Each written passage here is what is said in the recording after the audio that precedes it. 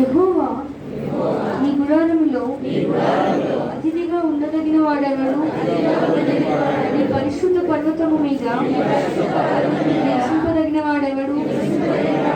యథార్థమైన ప్రవర్తన కలిగి నీతిని అనుసరించుచు హృదయపూర్వకముగా నిజము పలుకువాడే. అట్టివాడు నాలుకతో కొండెములాడడు, తన చెలికానికి కీడు చేయడు, తన పొరుగువాని మీద నింద మోపడు. అతని దృష్టికి నీచుడు అసహ్యుడు. అతడు యెహోవా యందు భయభక్తులు గలవారిని సన్మానించును. అతడు ప్రమాణము చేయగా నష్టము కలిగినను మాట తప్పడు. తన ద్రవ్యము వడ్డీకియ్యడు. నిరపరాధిని చెడుపుటకై లంచము పుచ్చుకున్నాడు. ఈ ప్రకారము చేయవాడు ఎన్నడూ కదల్చబడడు. దేవుడు తన పరిశుద్ధ కీర్తన దీవించును గాక. ఆమేన్.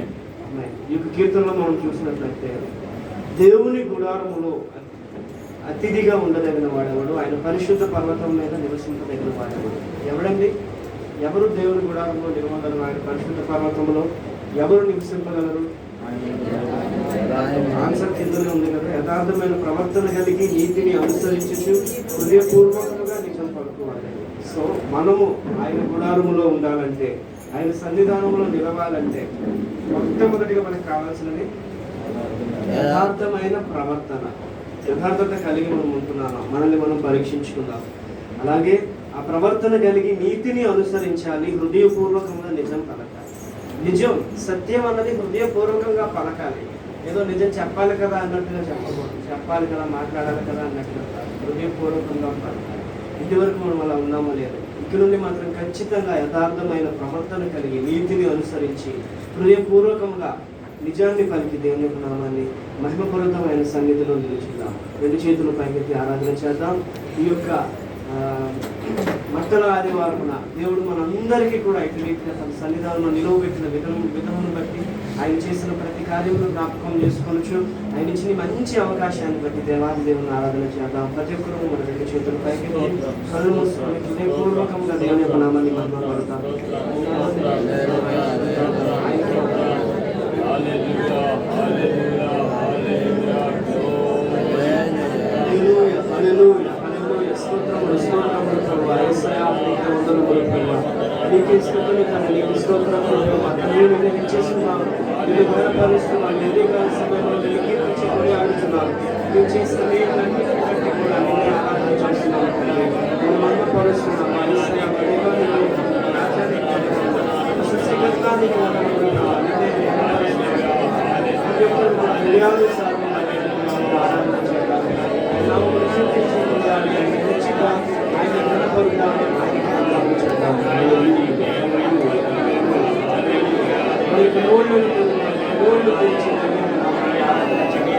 ఆయన ఇచ్చిన ఈ సమయం ఎంతో విలువైనది.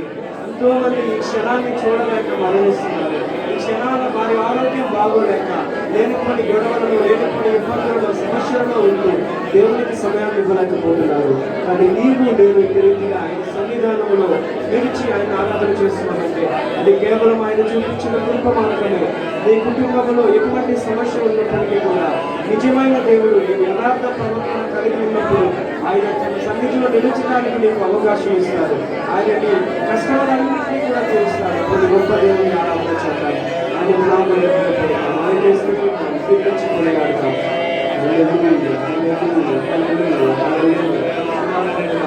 ఈశ్వరానికి వందనములు, ఈశ్వరానికి స్తుతులు, ఈశ్వరానికి స్తుతులు, రాజానికి కాపరికి స్తుతులు, స్తుతులు.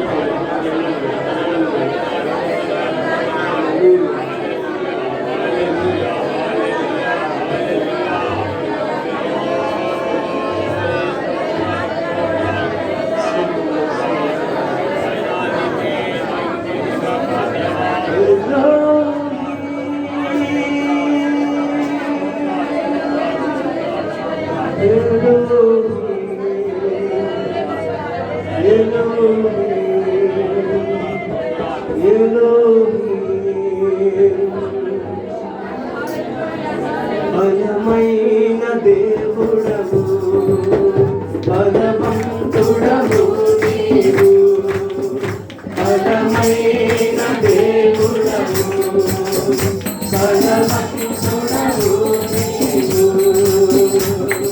శూన్యములో సమస్తములో నిరాకారములో ఆకారము సృష్టించినావు నీవు, సర్వసృష్టికర్తవు నీవు, సృష్టించినావు నీవు. రెండవసారి పాడతాం.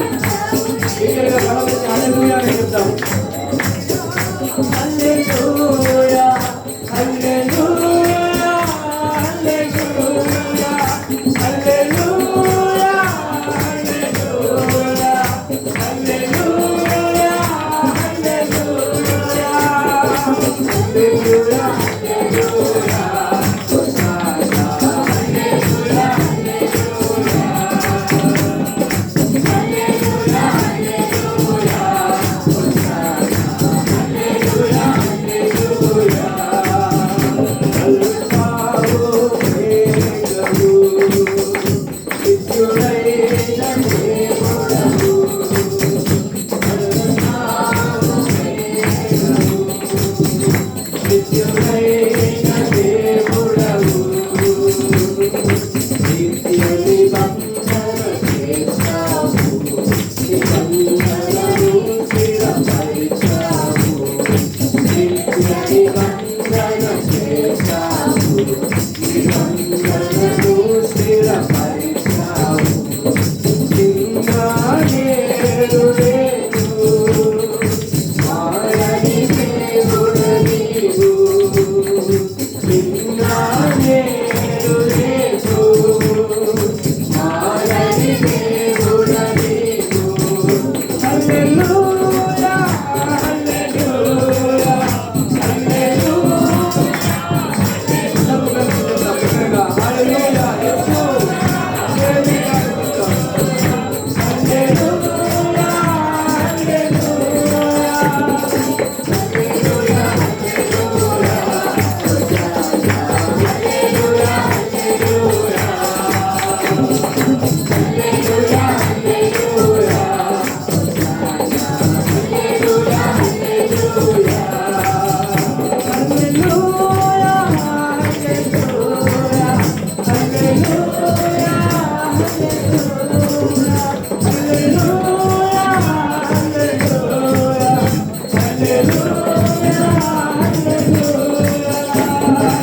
హల్లెలూయా హల్లెలూయా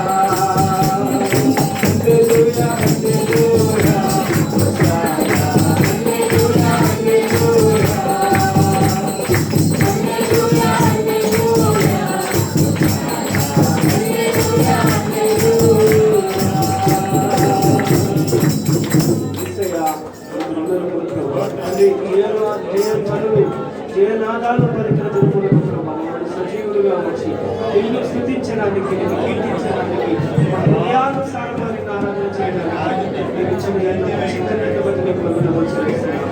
నిన్నే స్తుతిస్తున్నాం, కీర్తిస్తున్నాం, ఆరాధన చేస్తున్నాం. మంచి అవకాశం మరొకసారి నీ సన్నిధికి వచ్చి నిన్ను హెచ్చిస్తూ నిన్ను కీర్తిస్తూ కొనియాడుతూ నిన్ను దీవించమని ఆశీర్వదించమని నీలో ఫలించమని ఫలభరితముగా మార్చమని క్రీస్తు యేసు పరిశుద్ధ నామములో ఈ స్తుతి ఆరాధనలో సమర్పిస్తున్నాం తండ్రి. హల్లెలూయా. ఇక్కడే చెప్తాం హల్లెలూయా హల్లెలూయా.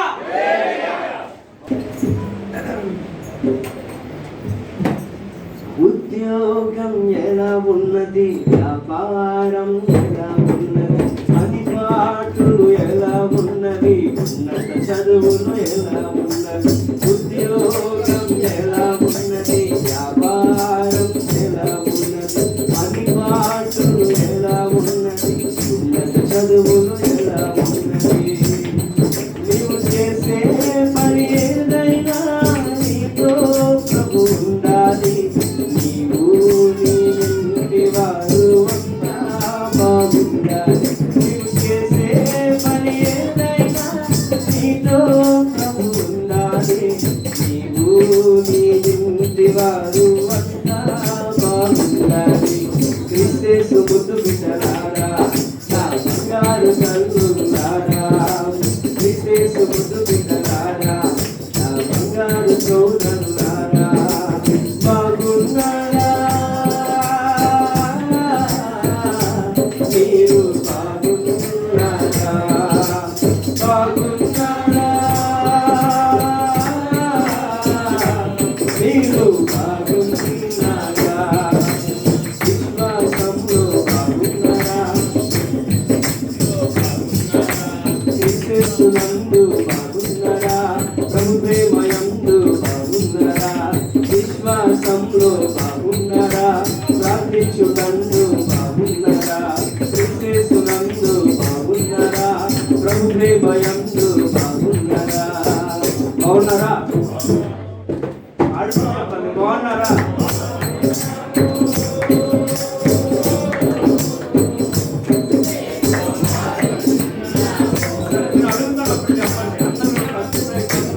బాగున్నారా? మీరు బాగున్నారా?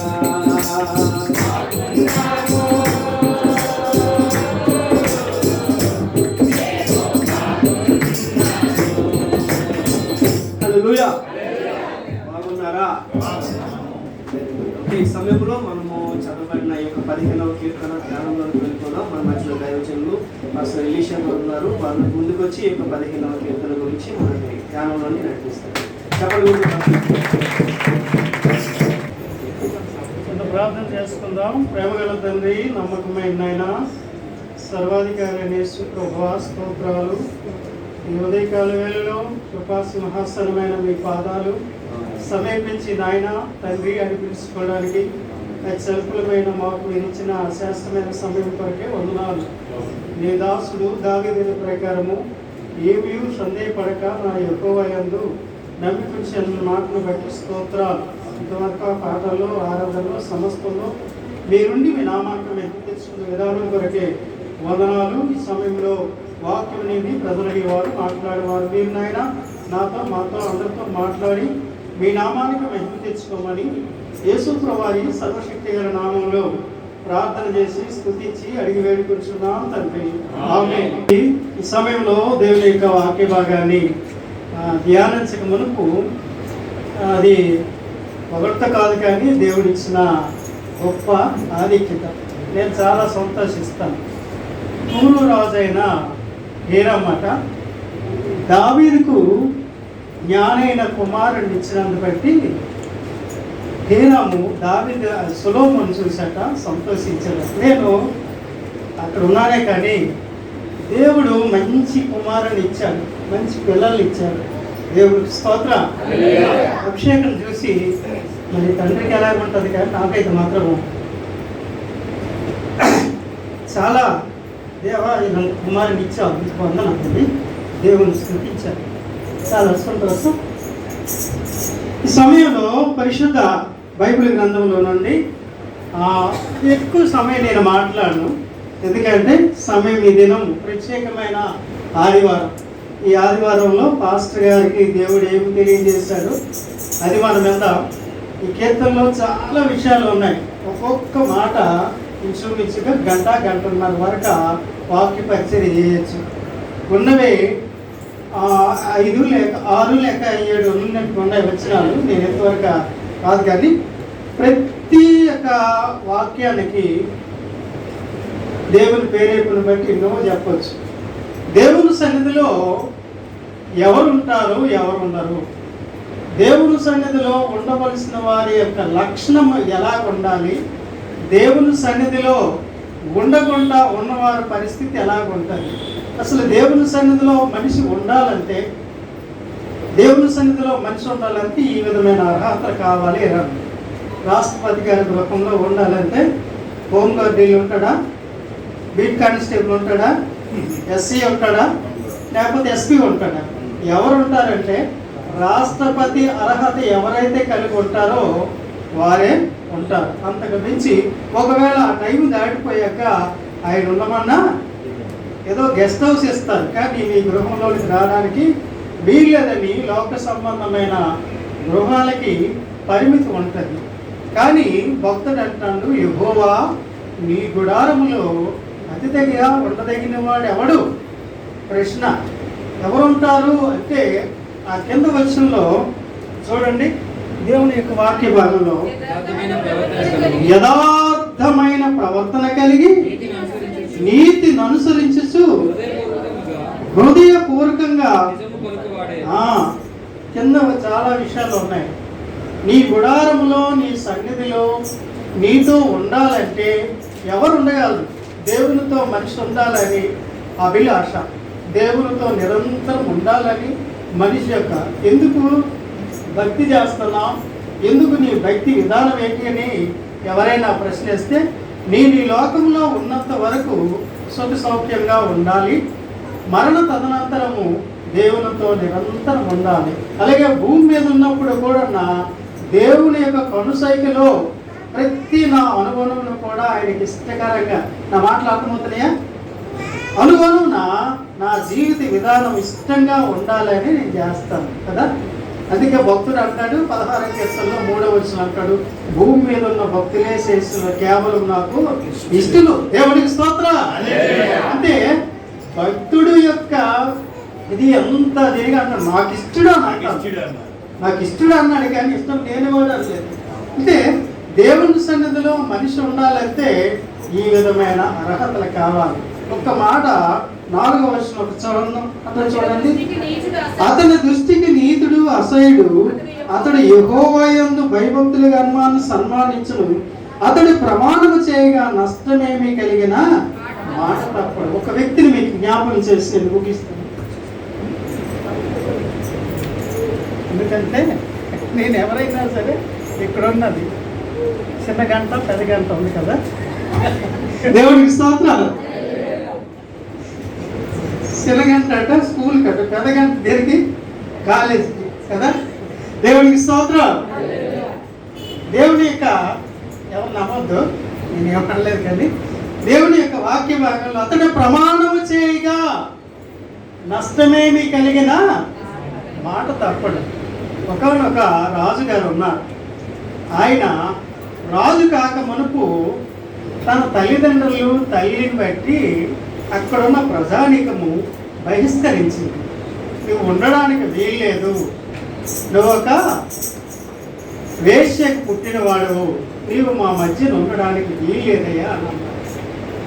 నీవు నా తల్లిదండ్రులు ఇలాంటి వారా, నా తల్లి ఇలాంటి సందర్భంలో నన్ను కలిసిందా, అయ్యో అని చాలా మనిషి కదండి, చాలా బాధపడి వారి నుండి కొంత దూరం వెళ్ళిపోయాడు. వెళ్ళిపోయిన తర్వాత అనుకోని రీతిగా ఎవరైతే పంపించేశారో వాళ్ళు ఒక మీటింగ్ పెట్టుకున్నారు. కొంతమంది మనిషి యొక్క స్వభావం ఎలా ఉంటుందంటే తానైతే బాగుపడదు, కానీ ఎదుటోడు బాగుపడకుంటుంటే చాలు. మనిషి యొక్క ఆలోచన తను బాగుపడకపోయినా పర్వాలేదు, కానీ ఎదుటోడు మాత్రం బాగుపడదు. వీళ్ళంతమంది ఇక్కడున్న ప్రజానీకం మీటింగ్ పెట్టుకొని మనకి ఎవరికి శాత కాదు, కానీ కొంతమందికి ఈదులో శాత కాదు, కానీ ఇంట్లో మాత్రం శాత అవుతుంది. ఎలా ఉంటుందో తెలుసా, నేను ఇంట్లో తాపులుగా శీతలు అడుకొచ్చి నేను ఏమనుకుంటున్నా ఎరుకలు తీసేస్తాను, లోన మాత్రం అయిపోయింది రెడీ, లోన మాత్రము రెడీగా అయిపోద్ది. కానీ ఇక్కడ గమనిస్తే ఈ వ్యక్తులు మీటింగ్ పెట్టుకున్నారు, మనం ఎలాగో శాతకాని వారం కాబట్టి మన నుండి ఒక వ్యక్తిని పంపించేసాం, ఆ వ్యక్తిని తీసుకొద్దాం, సావైనా బ్రతుకైనా ఆయనతోనే అయిపోద్దని మీటింగ్ పెట్టుకున్న బాబు ఫలానా వ్యక్తులతోనే మాకు యుద్ధం వచ్చింది, ఆ యుద్ధములో నువ్వు జయించినట్లయితే నిన్ను రాజుగా చేస్తామన్నాడు. రాజరికం ఎవరికి వద్దండి? రాజరికం ఎవరికి వద్దు? ఈయన అన్నాడు, తన గత చరిత్ర చెప్పి అన్నాడు, నన్ను నా తల్లిదండ్రులను బట్టి, నా తల్లిని బట్టి, బైబిల్లో ఉన్న మాటలే, నా సొంత కాదు, నన్ను నా తల్లిదండ్రులను బట్టి, నా తల్లిని బట్టి మీ నుండి బహిష్కరించారు. మీ నుండి బహిష్కరించారు కాబట్టి నన్ను ఎందుకు వచ్చారంత? లేదు లేదు, నిజంగా మీరు ఈ మాట ఆడుతాను రా నాన్న, నిజంగా మీరు ఈ మాట ఆడుతాను రా అనేసరికి నిజంగా ఈ మాట ఆడుతాను, నీ వచ్చి యుద్ధం చేసినట్లయితే దానిలో జయాన్ని సాధించినట్లయితే నువ్వే రాజు అయ్యా. ఓహో, భుజాలు గజాలు అయిపోయినాయి. ఎలా తెలుసా? ఏమాత్రం ఉన్నాడు అంత అయిపోయాడు.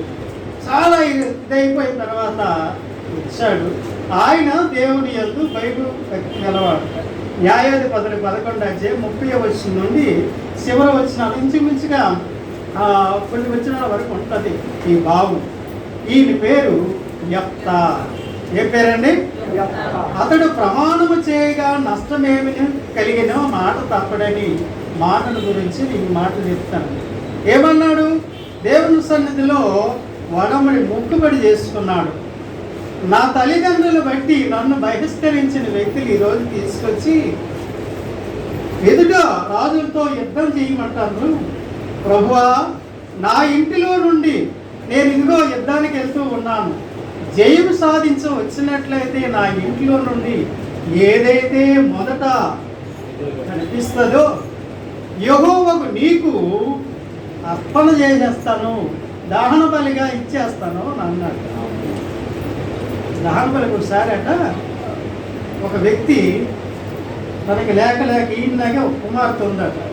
దేవుని దగ్గరికి వెళ్ళి ఏమన్నాడట? నేనేడు ముట్టుకుంటే బంగారం అయిపోవాలా. అనంతకోటి ఆలోచన కట్ట శతకోటి దరిద్రాలు చేయటట కదా. నేనేది ముట్టుకుంటే బంగారం అయిపోవాలన్నట. అనేసరికి దేవుడు చూశాడు, ఓహో నీకు ఎలాంటి ఆలోచనలు ఉన్నాయా? సరేనా, ఇచ్చాడని అన్నాడట. సరే, దేని కొరకు? తన తర్వాత తన కుమార్తెకి ఒక స్థాయిలో తీసుకురావాలని, స్థాయిలో ఉండాలని. తల్లిదండ్రులుగా మన బాధ్యత అది కదా. మనం ఎంత ఇబ్బంది అయినా, ఆర్థికపరమైన పరిస్థితులు మనల్ని ఎంత అయినా సరే, మన పిల్లలు మనలాంటి పరిస్థితి ఉండకూడదని మనం ఏం చేస్తాం? మనకు తోచిన, మనకు వచ్చిన ఆలోచనలన్నీ కోడీకరించి ముందుకు కొనసాగుతాం. సరే, దేవుడు అన్నాడట, ఇచ్చానులే అని అన్నాడట. ఇచ్చానులే అంటే చాలా రోజుల్లో చూడండి, మీకు ఉన్నదో లేదు కానీ 2 రోజులు కానీ నేను కనిపించి వెళ్ళాము, అందరికి వెళ్ళాను, ఆఫీస్ పని లేదా, ఎందుకంటే భార్యాభర్తల పనులు అలాగే లేకపోతే చాలా కష్టం. దేవుడికి స్తోత్రం. ఈ భార్య భక్తిలోనికి వెళ్ళాడు కదా, తపస్సు చేయడానికి వెళ్ళి వచ్చేసరికి, ఏమండి ఎక్కడికి వెళ్ళారు అన్నాను. నేను పలానా దగ్గరికి వెళ్ళాను అమ్మాయి అని సాత్వికంగా చెప్పిన తర్వాత, కొద్ది మంచినీళ్ళు చెప్తావా అన్నాను. బాగా నాన్నదా, గౌరవించాలి కదా. ఆ పనిలో నేనే ఉంటే ఇప్పుడు ఇబ్బందికరంగా మాట్లాడతారు. ఏం తీసుకోలేవా? ఎంతోమంది భార్యలు అలా ఉన్నారు. భర్తను అర్థం చేసుకుని భార్య ఉండాలి, భార్యను అర్థం చేసుకుని భర్త కూడా వెంటనే నీరు తెస్తే ఆయన ఏరు ముట్టుకుంటే బంగారం అయిపోవాలన్నాడు కదా. నీరు తాగడానికి ప్రయత్నం చేస్తే ఆ నీరేమైంది? బంగారం అయింది. సరే, ఆకలి తీర్చుకోవాలని, ఆకలి కూడా తీర్చుకోవాలని అన్నం తింటే ఆ అన్నం కూడా అంతే దురాశ దుఃఖానికి సేటు. అందుకే కీర్తన గ్రంథము 7వ అధ్యాయము 15 చదవద్దు. దురాశ గర్భమును ధరించి పాపమును కనగా యాకోబు రాసిన పత్రికలు అంటాడు, పాపము నుండి వచ్చిన జీతం మరణమే అని యాకోబులను అంటూ లాస్ట్కి రోమీయులు రాసిన పత్రికలు ఇదే మాట అంటాడు. చివరిసారికి లేక ఒకే ఒక కుమార్తె ఉంది కదా, ఆ కుమార్తెని ఇక్కడ డాడీ ఎక్కడికి వెళ్ళామని పడేసరికి ఏమైంది? ఎంతవరకు తన భార్య యొక్క కుమార్తె, తనకు కుమార్తె, ఇప్పుడు ఏమైపోయింది? బంగారు కుమార్తె. ఇలాంటి ఆలోచనలు ఈ యెఫ్తాకు లేదు. కానీ యెఫ్తా గారాల పట్టిక చాలా ఇదిగా పెంచాడు. ఆ యొక్క కుమార్తె తండ్రి యుద్ధంలో నుండి వస్తున్నప్పుడట తండ్రిని కౌగిలించుకొని ఆ తండ్రికి ఎదురయ్యేసరికి ఆ కుమార్తెను బట్టి తండ్రి, నా కుమార్తె నీకు తప్పించి కుమార్తె కానీ కుమారుడు కానీ ఎవరు కూడా లేరు, నిన్ను బట్టి నేను కృంగుతానని ఏడ్చాడంట. ఆ యొక్క కుమార్తె ఇచ్చిన మాట ఏమంటే, తండ్రి నీవు యెహోవాకు మాట ఇచ్చావు. దేవునికి స్తోత్రం. నువ్వు యెహోవాకు మాట ఇచ్చావు కాబట్టి ఆ మాటలో తప్పుకోవడానికి ఏమాత్రం కూడా వీల్లేదు. ఈ రోజుల్లో చాలా మంది పిల్లలు తల్లిదండ్రులకి చాలా ఇబ్బంది పెట్టిన ఉంటారు కదా. కుమార్తె ఎక్కడికి వెళ్తుందో తెలియదు, కుమారుడు ఎక్కడికి వెళ్తుందో తెలియదు. కానీ ఈ కుమార్తె అన్నది, సరే తండ్రి నీవు మాట ఇచ్చావు, దేవునికి మాట ఇచ్చావు కాబట్టి ఆ మాట నెరవేర్చుకోవడానికి నాకు కొంత సమయం ఇస్తావా అని అన్నది. ఏమన్నది?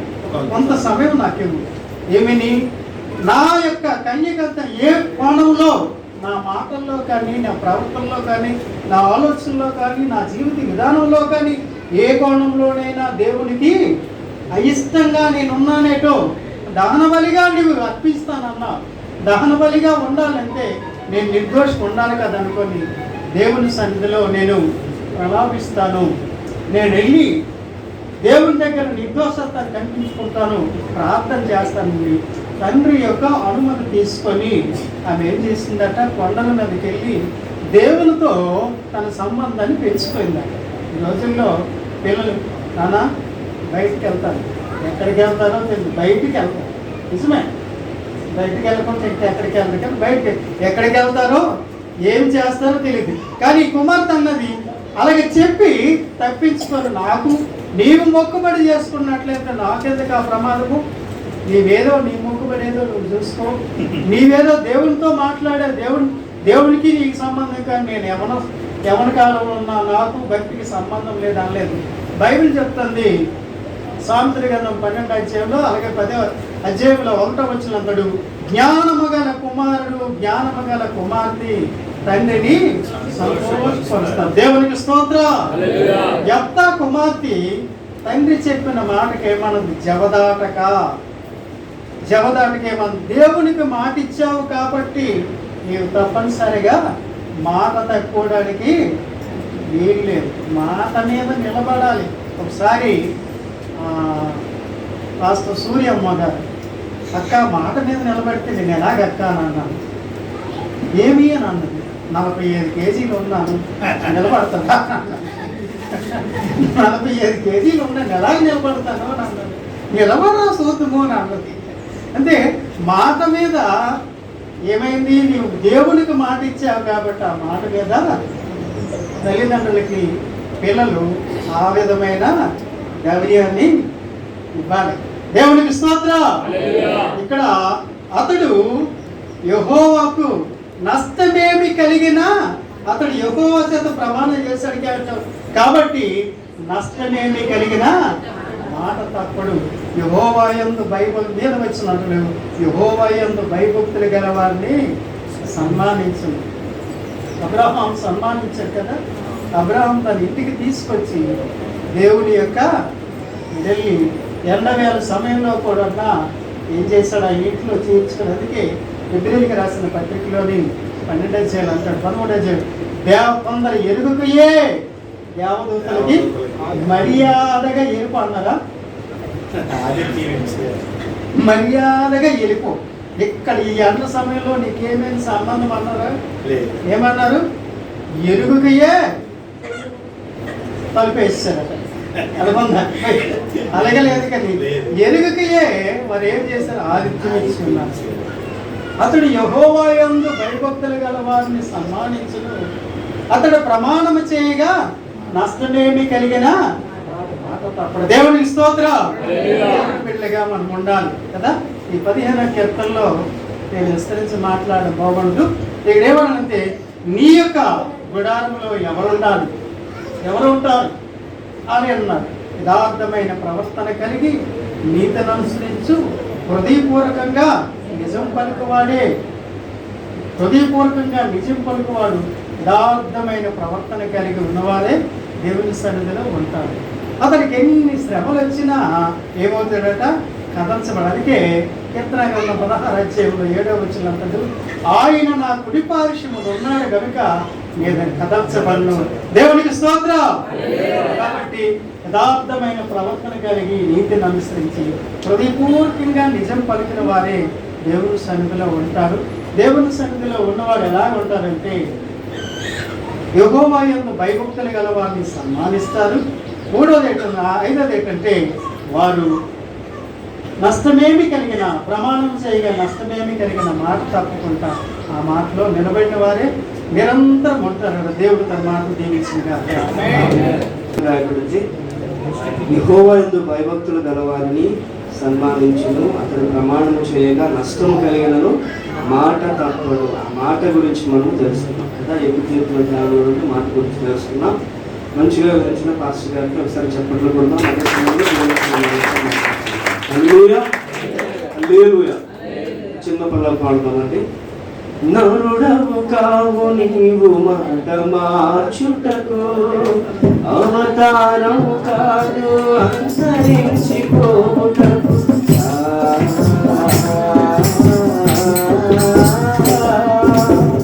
నరుడవు కావు నీవు మాట మార్చుటకు, అవతారము కాదు అంతరించిపోవుటకు.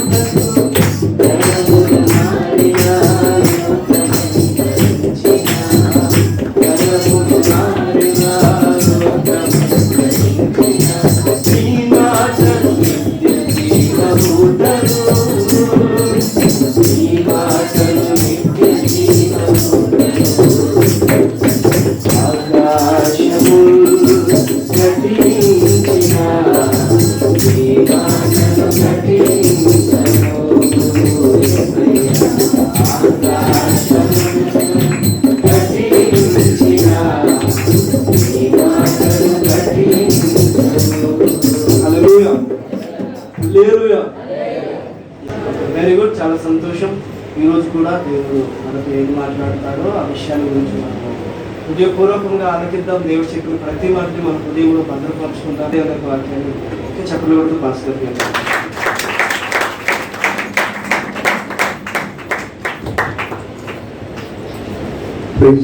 హల్లెలూయా, హల్లెలూయా. అందరూ బాగున్నారా? చెప్పండి. చాలా సంతోషం. ఇంతవరకు పాస్టర్ గారు చాలా అమూల్యమైన సందేశాన్ని ఇచ్చారు. ఎందుకంటే చాలా ఎక్కువ వాక్యం దేవుడు ఆయన హృదయంలో పెట్టాడు. సమయం సరిపోక కొంచెం కొంచెం పంచుకుంటున్నాం. మంచిదే. ఈరోజు స్పెషల్ డే, పామ్ సండే అంటారు ఇంగ్లీష్లో. తెలుగులో మట్టల ఆదివారం. సంవత్సరానికి ఒకసారి వస్తుంది ఇది. ఏం ఆదివారం అండి? అందుకే మన వాళ్ళందరూ మట్టలు తెచ్చిపెట్టారు ఇక్కడ. వాస్తవానికి ఖర్జూరపు మట్టలు. ఆ మట్టల సంగతి ఏంటో ఈరోజు చూద్దాం. కొంతమంది బయటికి వెళ్ళారేమో చూడండి. బయటికి వెళ్ళిన వాళ్ళు వచ్చి కూర్చోమని చెప్పండి. ఆ కిటికీలు తెరిస్తే ఎండ వచ్చేస్తుందా? ఫ్యాన్లు గాలి చాలడం లేదు. ప్రార్థన చేయండి. గుడ్ ఫ్రైడే కల్లా ఎక్కువ గాలి కావాలి మనకు. వేరే ప్లాన్ ఏమైనా చేద్దాం ఎక్కువగా గాలి వచ్చినట్లు. ఎందుకంటే ఉదయం 10 నుండి 3 వరకు ఉండాలి కనుక. సరే, ఈరోజు కొద్ది నిమిషాలు దేవుని వాక్యాన్ని మనం ధ్యానం చేసుకుందాం. ఎప్పుడు మనం కామన్గా మత్తయి సువార్త 21వ అధ్యాయంలో, మార్కు సువార్త 11వ అధ్యాయంలో ఉన్న విషయాలు ధ్యానం చేస్తుంటారు ఎక్కువ శాతం. కానీ ఈరోజు డిఫరెంట్గా యోహాను సువార్తలో ఉన్న ఆ భాగాలు ధ్యానం చేద్దాం. ఈ మట్టల ఆదివారం సందర్భంగా బైబిల్ ఉన్న ప్రతి ఒక్కరూ తెరవండి.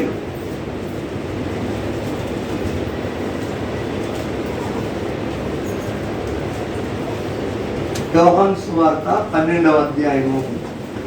నేను చదువుతున్నాను, శ్రద్ధగా వినండి. యోహాను సువార్త 12వ అధ్యాయము 12 నుండి మాటలు చదువుతున్నాను. మరునాడు ఆ పండుగకు వచ్చిన బహు జన సమూహము యేసు యెరూషలేమునకు వచ్చుచున్నాడని విని ఖర్జూరపు మట్టలు పట్టుకొని ఆయనను ఎదుర్కొనబోయి, జయము ప్రభు పేరట వచ్చుచున్న ఇశ్రాయేలు రాజు స్తుతింపబడునుగాక అని కేకలు వేసిరి. సియోను కుమారి, భయపడకుము, ఇదిగో నీ రాజు గాడిద పిల్ల మీద ఆసీనుడై వచ్చుచున్నాడు అని వ్రాయబడిన ప్రకారం యేసు ఒక చిన్న గాడిదను కనుగొని దాని మీద కూర్చుండెను. హల్లెలూయా. వీటి వరకు కొన్ని నిమిషాలు ధ్యానం చేద్దాం. యూదులకు కొన్ని పండగలు ఉన్నాయి. అందులో ఒక పండగ ఇక్కడ రాయబడింది 12వ అధ్యాయంలో.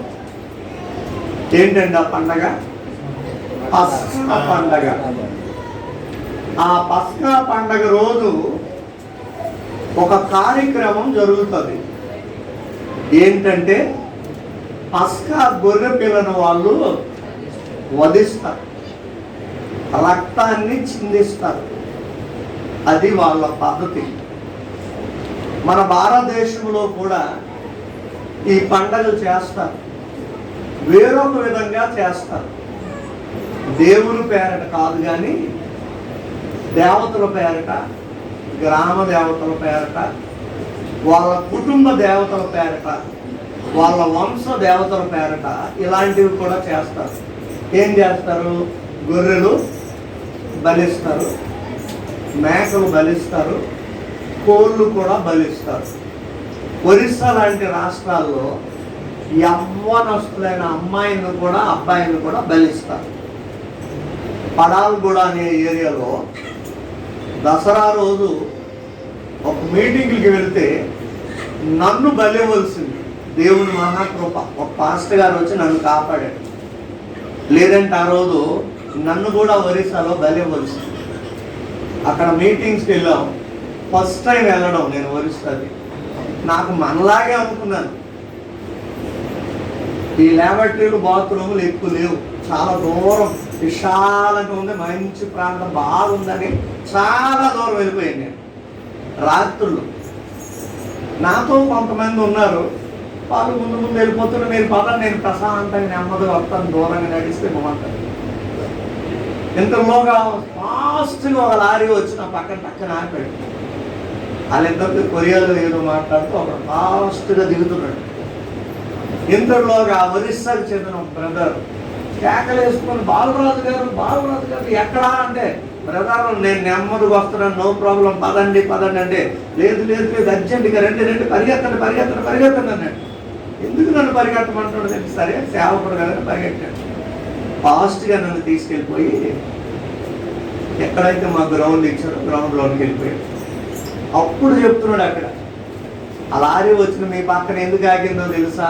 తెలియదండి. ఈరోజు ఇక్కడ ఏం జరుగుతుందో తెలుసా? దసరా. ప్రతి దసరాకు ఒక మనిషిని ఇక్కడ వేసేస్తారు, తెలియని వ్యక్తుల్ని. నేనే ఈ టైంలో రాకపోతే మీ పని కూడా అయిపోయి ఉండేది. అక్కడ పద్ధతి అది. వాళ్ళ సాంప్రదాయం. మనుషులను బలించేస్తారు, కోళ్ళు, గొర్రెలు, కొందరు పశువులను కూడా బలిస్తారు. కొంతమంది వాళ్ళ రక్తాలు చిందిస్తారు. ఇది కామన్. యూదులు కూడా ఈ పండగలో ఒక పస్కాని, గొర్రె పిల్లను బలిస్తారు. అయితే 12వ అధ్యాయం మొదట్లో చూసినట్లయితే 6 దినములు ముందుగా ఆ పస్కా ఎప్పుడు పడిందంటే శుక్రవారం పడింది. అంటే ఆ రోజుల్లో పస్కాకి గుర్తు ఈ రోజుల్లో మనకేంటి? నెక్స్ట్ రాబోయేది గుడ్ ఫ్రైడే. అంటే గొర్రె పిల్లకు బదులుగా 2000 సంవత్సరాల క్రితం యేసు ప్రభువారే బలి అయిపోయారు. కనుక ఇప్పుడు మనం బలులు అర్పించవలసిన పనులు లేనే లేవు. హల్లెలూయా. మీరెవరు ఆనాడు పాత నిబంధనలు బలిచ్చారండి, నేను కూడా బలిస్తానండి అని అది పట్టుకొని బలులు ఇవ్వడాలి గట్ట మరి చేయకండి. 2000 సంవత్సరాల క్రితం వరకు ఇచ్చేవారు. ఇప్పుడు యేసు ప్రభు వారే పస్కా బలిగా బలి అయిపోయారు.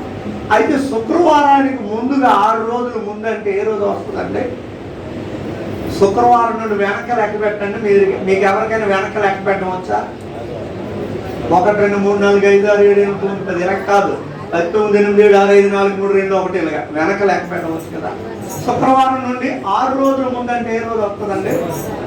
పూర్తిగా తప్పు చెప్తుంది. శనివారం. అది రైట్. 6 దినములు ముందుగా యేసు బేతనీయ గ్రామానికి వచ్చాడట. జాగ్రత్తగా వినండి. అంటే శనివారం వచ్చాడు బేతనీయ గ్రామానికి. ఆ గ్రామంలో యేసును ప్రేమించిన ఒక ఫ్యామిలీ ఉన్నారండి. ఆ ఫ్యామిలీ మెంబర్స్ 3 పేర్లు మనకు కనబడతాయి. ఎవరు? మరియా, మార్తా, లాజరు. ఆ ఇంటికి వచ్చాడట ఆయన. ఎలాగూ యేసు పస్కా పండగకు 6 దినములు ముందుగా మా ఇంటికి వచ్చాడు.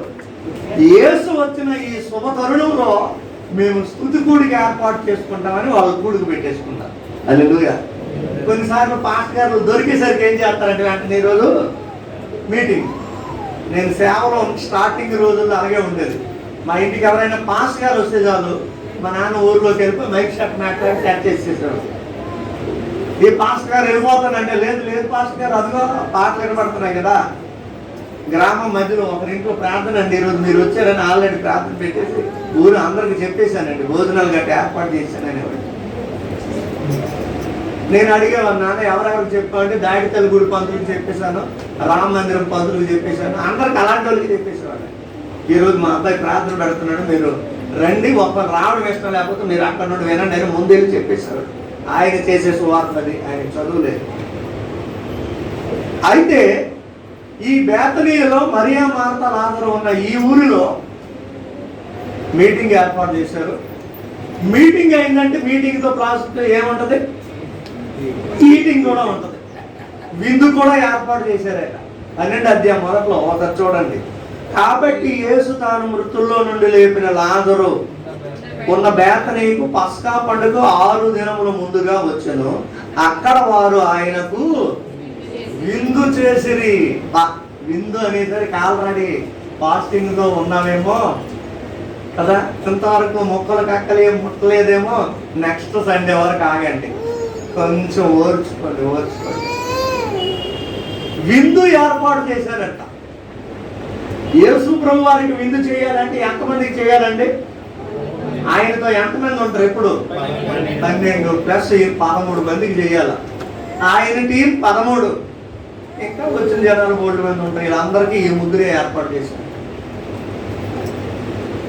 ఆ ఉన్న ముగ్గురు 3 పనులు చేస్తున్నారట. అక్కడ ముగ్గురు 3 పనులు చేస్తున్నారండి.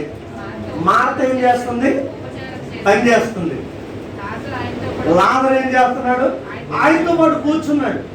ఎప్పుడైనా చూడండి, మన ఇంటికి ఎవరైనా వస్తే ఇంట్లో ముగ్గురు ఉన్నాం అనుకోండి, ఇద్దరు కిచెన్ రూమ్ లోనికి వెళ్ళిపోయి ఒక ఊరిలోనికి వెళ్ళిపోతే వచ్చిన మనిషి ఏమైపోతాడు? అప్పుడు ఏం చేయాలా? దావీదు గారు మా ఇంటికి గెస్ట్ గా వచ్చారు అనుకోండి, ఈరోజు ఆరాధన అయిన తర్వాత బాబు ఏం చేస్తాడు? అంకుల్ డాడీ వచ్చారు కదా, పాలు ప్యాకెట్ తేవాలా, డ్రింక్ తేవాలని ఊర్లోకి వెళ్తాడు. పాప ఏం చేస్తుంది? అన్నయ్య వచ్చేసరికి గ్లాసులు కడిగేసి రెడీ. మరి ఇప్పుడు నేనేం చేయాలా? నేను కూడా ఎక్కడికి వెళ్ళిపోయాను అనుకోండి, ఆయన ఏం చేస్తారు? అసలు వచ్చిన మనిషినే ఖాతరు చేయలేదు, ఇక్కడ నేను ఎందుకు ఉండాలి అని సైలెంట్గా దిగి వెళ్ళిపోయి తర్వాత నాకు ఫోన్ చేసి, మాస్టర్ గారు మా ఆవిడ ఫోన్ చేసింది అందుకే వెళ్ళిపోయాను అంటే ఉదాహరణ. ఆయనే కదా, ఆయన స్థానంలో నేనున్నా అంతే కదా. అప్పుడు ఒక వ్యక్తి ఏం చేస్తాం? ఆయనతో పాటు కూర్చొని, ఎందుకు కూర్చుంటామట? సహవాసం చేయడం. లాజరు యేసుతో ఏం చేస్తున్నాడండి? సహవాసం చేస్తున్నాడు.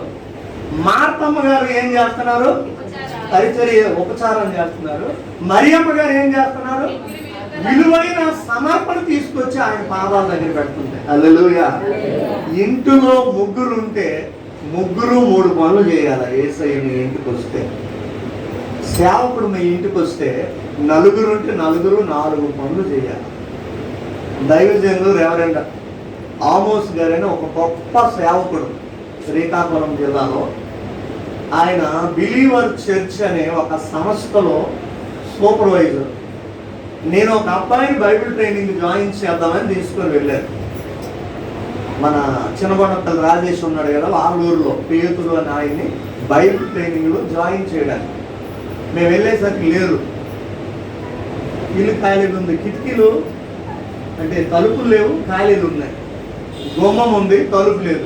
ఎక్కడో అక్కడ అలా వదిలేసి వెళ్ళిపోయారు. ఎక్కడ తల్లి నలుగురు వెళ్ళిపోయారు. వెయిట్ చేస్తున్నాం. ఆ పక్కన ఎవరో ఒక మామగారు చెప్పారు, వాళ్ళు వచ్చేసరికి రాత్రి 10:30 అవుతుందని. ఎంతైనా పర్వాలేదు ఉంటామని అలా ఉన్నాం. ఇక వచ్చిన తరువాత అయ్యా మీరు ఎవరు అన్నారు ఆయన. నేను పాస్టర్ గారు అన్నాను. అంతేనండి. ఇక నలుగురు కలిపి 4 పరిచర్యలు చేయడం మొదలెడుతున్నారు. కడుక్కోవడానికి నీళ్ళు ఒకరు తెచ్చిస్తే, సబ్బు ఒకరు పెడితే, టవర్ ఒకరు తెస్తే, మంచం ఒకరు పరుస్తుంటే, తలదిండి ఒకరు వేస్తే, దుప్పటి ఒకరు వేస్తే, నేను చూసి ఆశ్చర్యం, ఇదేంటి నలుగురు చేస్తున్నారు, ఒకరు చేసి వచ్చుతారని.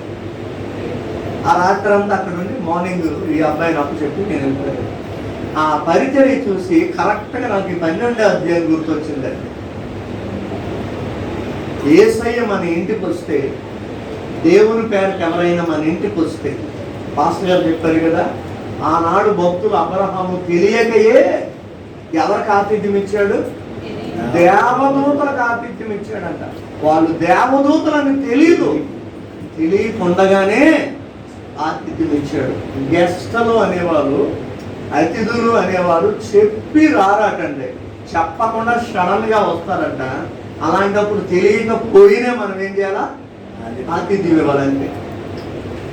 ఈ 3 కార్యక్రమాలు, పరిచర్య ఒకరు చేస్తే, సహవాసం ఒకరు చేస్తే, సమర్పణ ఒకరు చేస్తున్నారు. ఈ మీటింగ్ చక్కగా జరిగిపోయింది.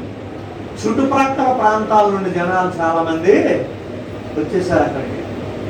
అక్కడ కార్యక్రమం అయిపోయింది. ఆ రోజు యేసు ప్రభు అక్కడ ఉండి, ఇప్పుడు మరుసటి రోజు బయలుదేరాడండి యెరూషలేముకి వెళ్దాం. ఆ మరుసటి రోజు ఏ రోజు అండి? ఆదివారం. అదే మట్టల ఆదివారం. మట్టల ఆదివారం అది ఎలాగయ్యిందో ఇప్పుడు వాకించారు. అది ఆదివారం అంతే. కానీ మట్టల ఆదివారం ఎందుకన్నామంటే, ఇప్పుడు చదువుదాం చూడండి మరొకసారి. 12వ అధ్యాయము 13 నుండి చదవండి. ఎవరైనా 12 నుండి కూడా చదవండి. మరునాడు ఆ పండుగకు వచ్చిన బహు జన సమూహము యేసు యెరూషలేమునకు వచ్చుచున్నాడని విని. చాలండి. యేసు యెరూషలేమునకు వచ్చుచున్నాడని విని, అమ్మా యేసు యెరూషలేమునకు వస్తున్నాడు రండమ్మా అని ఎవరు చెప్పలే. వాట్సాప్ పెట్టలేదు, మెసేజ్లు పెట్టలేదు, వాయిస్ మెసేజ్ పెట్టలేదు. వాళ్ళకి వినబడిందట. ఎవరో చెప్పుకుంటున్నారు యేసు యెరూషలేమునకు వస్తున్నాడట. అంతే. ఎప్పుడు ఆ మాట చెవిని పడిందో ఆ చుట్టుప్రక్కల ప్రాంతాల ప్రజలందరూ బయలుదేరేస్తారట. ఎందుకు? యేసును చూడాలండి. హల్లెలూయా. ఒకసారి మార్క్స్ వార్త 2వ అధ్యాయం మొదటి మాట చదవండి. ఏమని ఉంటుంది? మార్క్స్ కొన్ని దినములైన పిమ్మట ఆయన మరలా కపెర్నహూమునకు వచ్చెను. ఆయన ఎంత ఉన్నాడని వినవచ్చినప్పుడు అనేకులు కూడి వచ్చారు. చాలండి. ఎక్కడేమో యెరూషలేమునకు వచ్చుచున్నాడని విని, అక్కడ ఆయన కపెర్నహూములోనికి వెళ్ళినప్పుడు ఆయన ఒక ఎంత ఉన్నాడని విని అనేక మంది జనాలు వచ్చేసారట కపెర్నహూములో. యేసు ఎక్కడుంటే ఆయన ఉన్నాడు అన్న మాట వినబడితే చాలండి, ప్రజలు ఏమవుతారట? వెళ్ళిపోతారు. మనకు వినబడినా వినబడినట్టు. సిస్టర్ గారు ప్రైజ్లాడండి. మనసొట్టు మీకు ప్రైజ్లాడు చెప్పానంటే అయితే నాకు వినబడలేదండి. వినబడినా వినబడనట్లు, కనబడినా కనబడనట్లు. చూసారండి, అలాగే నటించే చాలా మంది ఉంటారు. కానీ కపెర్నహూము వాళ్ళు అలాంటి వాళ్ళు కాదంట. ఆయన యొక్క ఎంట ఉన్నాడని వినవచ్చినప్పుడు జనాలు కూలిపోయారటండి. ఇల్లు సరిపోయేది కదండి. అలాగే ఇక్కడ కూడా యెరూషలేమునకు వచ్చుతున్నాడన్న మాట విని బహు జన సమూహంలో అక్కడ ఆయనకి ఎదుర్కోవడానికి వచ్చారండి. యేసు ప్రభు అన్నారు ఎదుర్కోవడానికి వెళ్ళారు. మన మానవ జీవితం కూడా ఎలా ఉండాలంటే, మనందరం దేనికి ప్రిపేర్ అవుతున్నాము? ఆయన ఎదుర్కోవడానికి. హల్లెలూయా. ఎన్ని సంవత్సరాలు ఆయుష్ ఇస్తాడో తెలియదు, కానీ బతికున్నంత వరకు మన గురంత ఏంటి? మనందరం ఎందుకున్నాం? యేసును ఎదుర్కోవడానికి.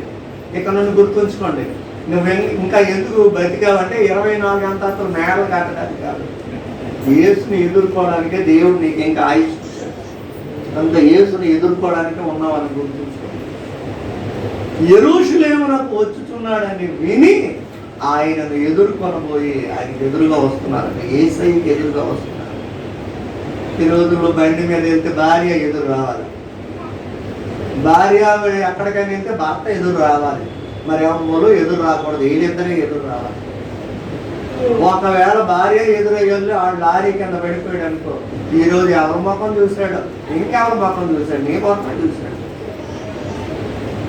ఏదైనా నష్టం కలిగితే ఈరోజు ఎవరి ముఖం చూశాను, లాభం కలిగితే ఈరోజు మా ఆవిడ ముఖం చూశాను, అందుకే నాకు జయింది. ఎవరి ముఖం చూస్తే నీకేం ఉండదు, కానీ యేసయ్య ముఖం చూడు. హల్లెలూయా. అన్నిటికంటే అర్థం ముందుకెళ్ళి నీ ముఖం నువ్వు చూసుకుంటాను, ఇంకెవరి ముఖం చూడక. వినం వచ్చినప్పుడు ఆయన ఎదుర్కొనబోయి చదవండి ఒక మాట, ఖర్జూరపు మట్టలు పట్టుకున్నారు. ఖర్జూరపు మట్టలు పట్టుకున్నారంటే అసలు ఖర్జూరపు మట్టలే ఎందుకై పట్టుకోవాలా? 92వ కీర్తనలో చూడండి, అసలు ఈ ఖర్జూరం దేవుడు రాసినాడు అక్కడ కేవలం చూడండి. 92వ కీర్తన చదవండి. 92వ కీర్తనలో అలాగే క్రిందకి వెళ్ళండి. ఖర్జూరం నీతిమంతులు ఖర్జూర వృక్షము వలె. చాలండి. దీన్ని ఇంకొక స్టైల్లో నేను చదువుతాను చూడండి. నీతిమంతులు ఖర్జూర వృక్షము వలె మొవ్వు వేయుదురు అనే మాటను ఖర్జూర వృక్షము నీతిమంతుల వలె ఉండను అంటే ఏమంటుంది? నీతిమంతుడట ఖర్జూర వృక్షము వలె మొవ్వు వేస్తాడట. ఖర్జూర వృక్షము మొవ్వు వేసి తన నీతి మాత్రాన్ని తెలియజేస్తాడట. అంటే ఖర్జూర వృక్షము దేనికి గుర్తు అంట? నీతికి, నీతిమంతునికి. 15వ కీర్తనలో చదివాం కదా, నీతిని అనుసరించుచు అంటే వాడు ఖర్జూరపు మొక్క అని అర్థం. ఖర్జూరం ఇంకా దేనికి గుర్తు? చెట్లు, చాలా రకాల చెట్లు ఉన్నాయి, మీకు ఒకసారి చెప్పాను. అందులో ఖర్జూరం చెట్లు ఉన్న స్పెషల్ ఏంటంటే జయానికి గుర్తంట. హల్లెలూయా. హోసన్న, జయము అంటున్నాం కదా. ఖర్జూరం దేనికి గుర్తండి? జయం, జయం, జయం, జయానికి గుర్తు. అందుకు జయానికి గుర్తుగా ఉన్న ఖర్జూరపు మట్ట, నీతికి గుర్తుగా ఉన్న ఖర్జూరపు మట్టలు చేత పట్టుకొని మనోళ్ళు పువ్వులు దోపారు. మరి వాళ్ళు దోపారు లేదు నేను చూడాల, ఎక్కడన్నా కనబడ వచ్చేసారి ఇంకా ఎక్కువ పువ్వులు దోపుకొని రండి, చర్చి నేను పువ్వులు నిండిపోతాను కదండి. కనుక ఖర్జూరం నీతికి జయానికి గుర్తు. నువ్వు నీతిమంతుడు అయ్యా, జయశాలి అయ్యా అనడానికి గుర్తుగా వాటిని పట్టుకొని వస్తున్నారు, ఆయన్ని ఎదుర్కొంటున్నారు. ఎవరికి ఎదురుగా వెళ్తున్నారండి? దువ్వాడు నీ ఫ్రెండ్ వస్తాడంటే ప్రార్థన మధ్యలో వాక్యం వదిలేసి ఎదురు వెళ్ళిపోతాం స్టేషన్కి. ఏమి ఫోన్ చేసి అయ్యా వాక్యం అవుతుంది నాయన ఒక అరగంట కూర్చో అని చెప్పగలవా? రాజేష్ ఎందుకు వెళ్ళావు నాయన అంటే తర్వాత నా బెస్ట్ ఫ్రెండ్ అండి వచ్చి అరగంట అయింది అక్కడ స్టేషన్లో ఉన్నాడు అక్కడ. అందుకే ఏం అరగంట అయితే ఏమి మరొక అరగంట కలిపి గంట ఉన్నాయి. లేదు పాస్టర్ గారు చెప్పినట్టు 2 గంటలు అవునాయి. ఎన్ని గంటలు అండి? ఏం గంటలు అని చెప్పారు ఆయన? అంటే గడి గంట, గుడి గంట అని అనొచ్చు. బడిలో గంట కొడతాడు, ఇహలోక సంబంధమైన నాలెడ్జ్ కావాలి. గుడిలో గంట కొడతాడు, పరలోక సంబంధమైన జ్ఞానం కావాలి. పాస్టర్ గారు వర్ణించారు, పాస్టర్ గారు వందనాలు. హల్లెలూయా. కాబట్టి యేసును ఎదుర్కోవడానికి తొందరపడుతున్నారు వాళ్ళు. నువ్వు మనుషుల్ని ఎదుర్కోవాలని మా అక్క వస్తుంది, మా చెల్లెలు వస్తుంది, నా ఫ్రెండ్ వస్తున్నాడు, మా అమ్మ వస్తుంది, మా సూపర్వైజర్ వస్తున్నాడు, మా ఓనర్ వస్తున్నాడని ఎదుర్కోవడానికి పారిపోతాం. కొంచెం ఆగమని వాళ్ళని నీ దేవుని కంటే ముందు కాదు, ఫోన్ వస్తుందని సరికి బయటికి పారిపోతున్నారు. ఫోన్ పట్టుకొని గమనించారు. కనుక యేసును ఎదుర్కొని వచ్చి ఖర్జూరపు మాటలు చేత పట్టుకొని ఏమంటున్నారు చదవండి. ఆ, జయము ప్రభు పేరట వచ్చుచున్నవాడు. అబ్బా, ఆయన ఎవరికి రాజు? నేను ఇప్పుడే చదువుతుండగా పరిశుద్ధాత్ముడు మరొక విషయం చెప్పాడు. ఆయన ఎవరికి రాజు? మరి నీకు రాజు అయిపోవాలంటే నువ్వేమైపోవాలి? ఇశ్రాయేలు అయిపోవాలి. హల్లెలూయా. అంటే రాహేల్ అమ్మాలి, ఆయన ఇశ్రాయేలు అయిపోవాలన్నది కాదండి. అయితే నేనే ఇశ్రాయేలు అయిపోవాలంటే ఆయన అది పొరుగు ఉండాలి కాదు. మనం ఎలాంటి వారము? యాకోబులము, అంటే మోసగాళ్ళము అని అర్థం. మనం అందరం ఎలాంటి వాళ్ళం అండి? పాస్టర్ గారు మీరు మోసగాళ్ళు అయితే నేను కాదండి అంటారేమో. మరి నేనైతే మోసగాడిని. అమ్మను మోసం చేసేసాను, నాన్నను మోసం చేసేసాను. ఐటీఐలో ఫీజు 200 అయితే 450 కట్టాలనేవాడు. కాలేజీకి వెళ్ళామంటే ఉదయం నుండి సాయంకాలం 6 వెళ్ళేవాడిని 4 సినిమాలు చూసి. ఈరోజు క్లాసులో ఏం చెప్తారు అంటే మా నాన్నతో ఇంగ్లీష్ చెప్తారు. ఆయనకి అసలు చదివేది అది ఏడు చెప్పంటే ఉత్తుకుతుని ఏదో ఒకటి అడిగేవాడు. ఆయనకి ఇంగ్లీష్ రాదు కదా. ఇవాళ చాలాసార్లు మోసం చేశారు. మరి మీరు అంత మోసగాళ్ళు కాదని నేను అనుకుంటున్నాను. అవును అన్న వాళ్ళు 2 చేతులు పైకి ఎత్తి హల్లెలూయా చెప్పండి. కొంతమంది చేతులు ఎత్తలేదంటే మీరు కాదనమాట. కొంతమంది మోసగాళ్ళు కాదు కానీ మోసగాళ్ళకు మోసగాళ్ళు. వాళ్ళు చాలా మాయకముగా ఉంటారు. ఎలా ఉంటారండి? మాయకముగా ఉంటారు, అమాయకముగా. వాళ్ళు ఆ మాయకులుగా ఉండి మాయకులకే నాయకులు అయిపోతారు వాళ్ళు. ఇప్పుడే వాక్యం చదువుతుండగా పరిశుద్ధాత్ముడు ఆ విషయం చెప్తున్నాడు నాకు. ఆయన ఇశ్రాయేలుకు రాజు, మరి ఆయన నీకు రాజు అవ్వాలంటే నువ్వు ఇశ్రాయేలుగా మారు అంట. నిజమే ప్రభా, నేను యాకోబును కదా, మోసగాడు కదా.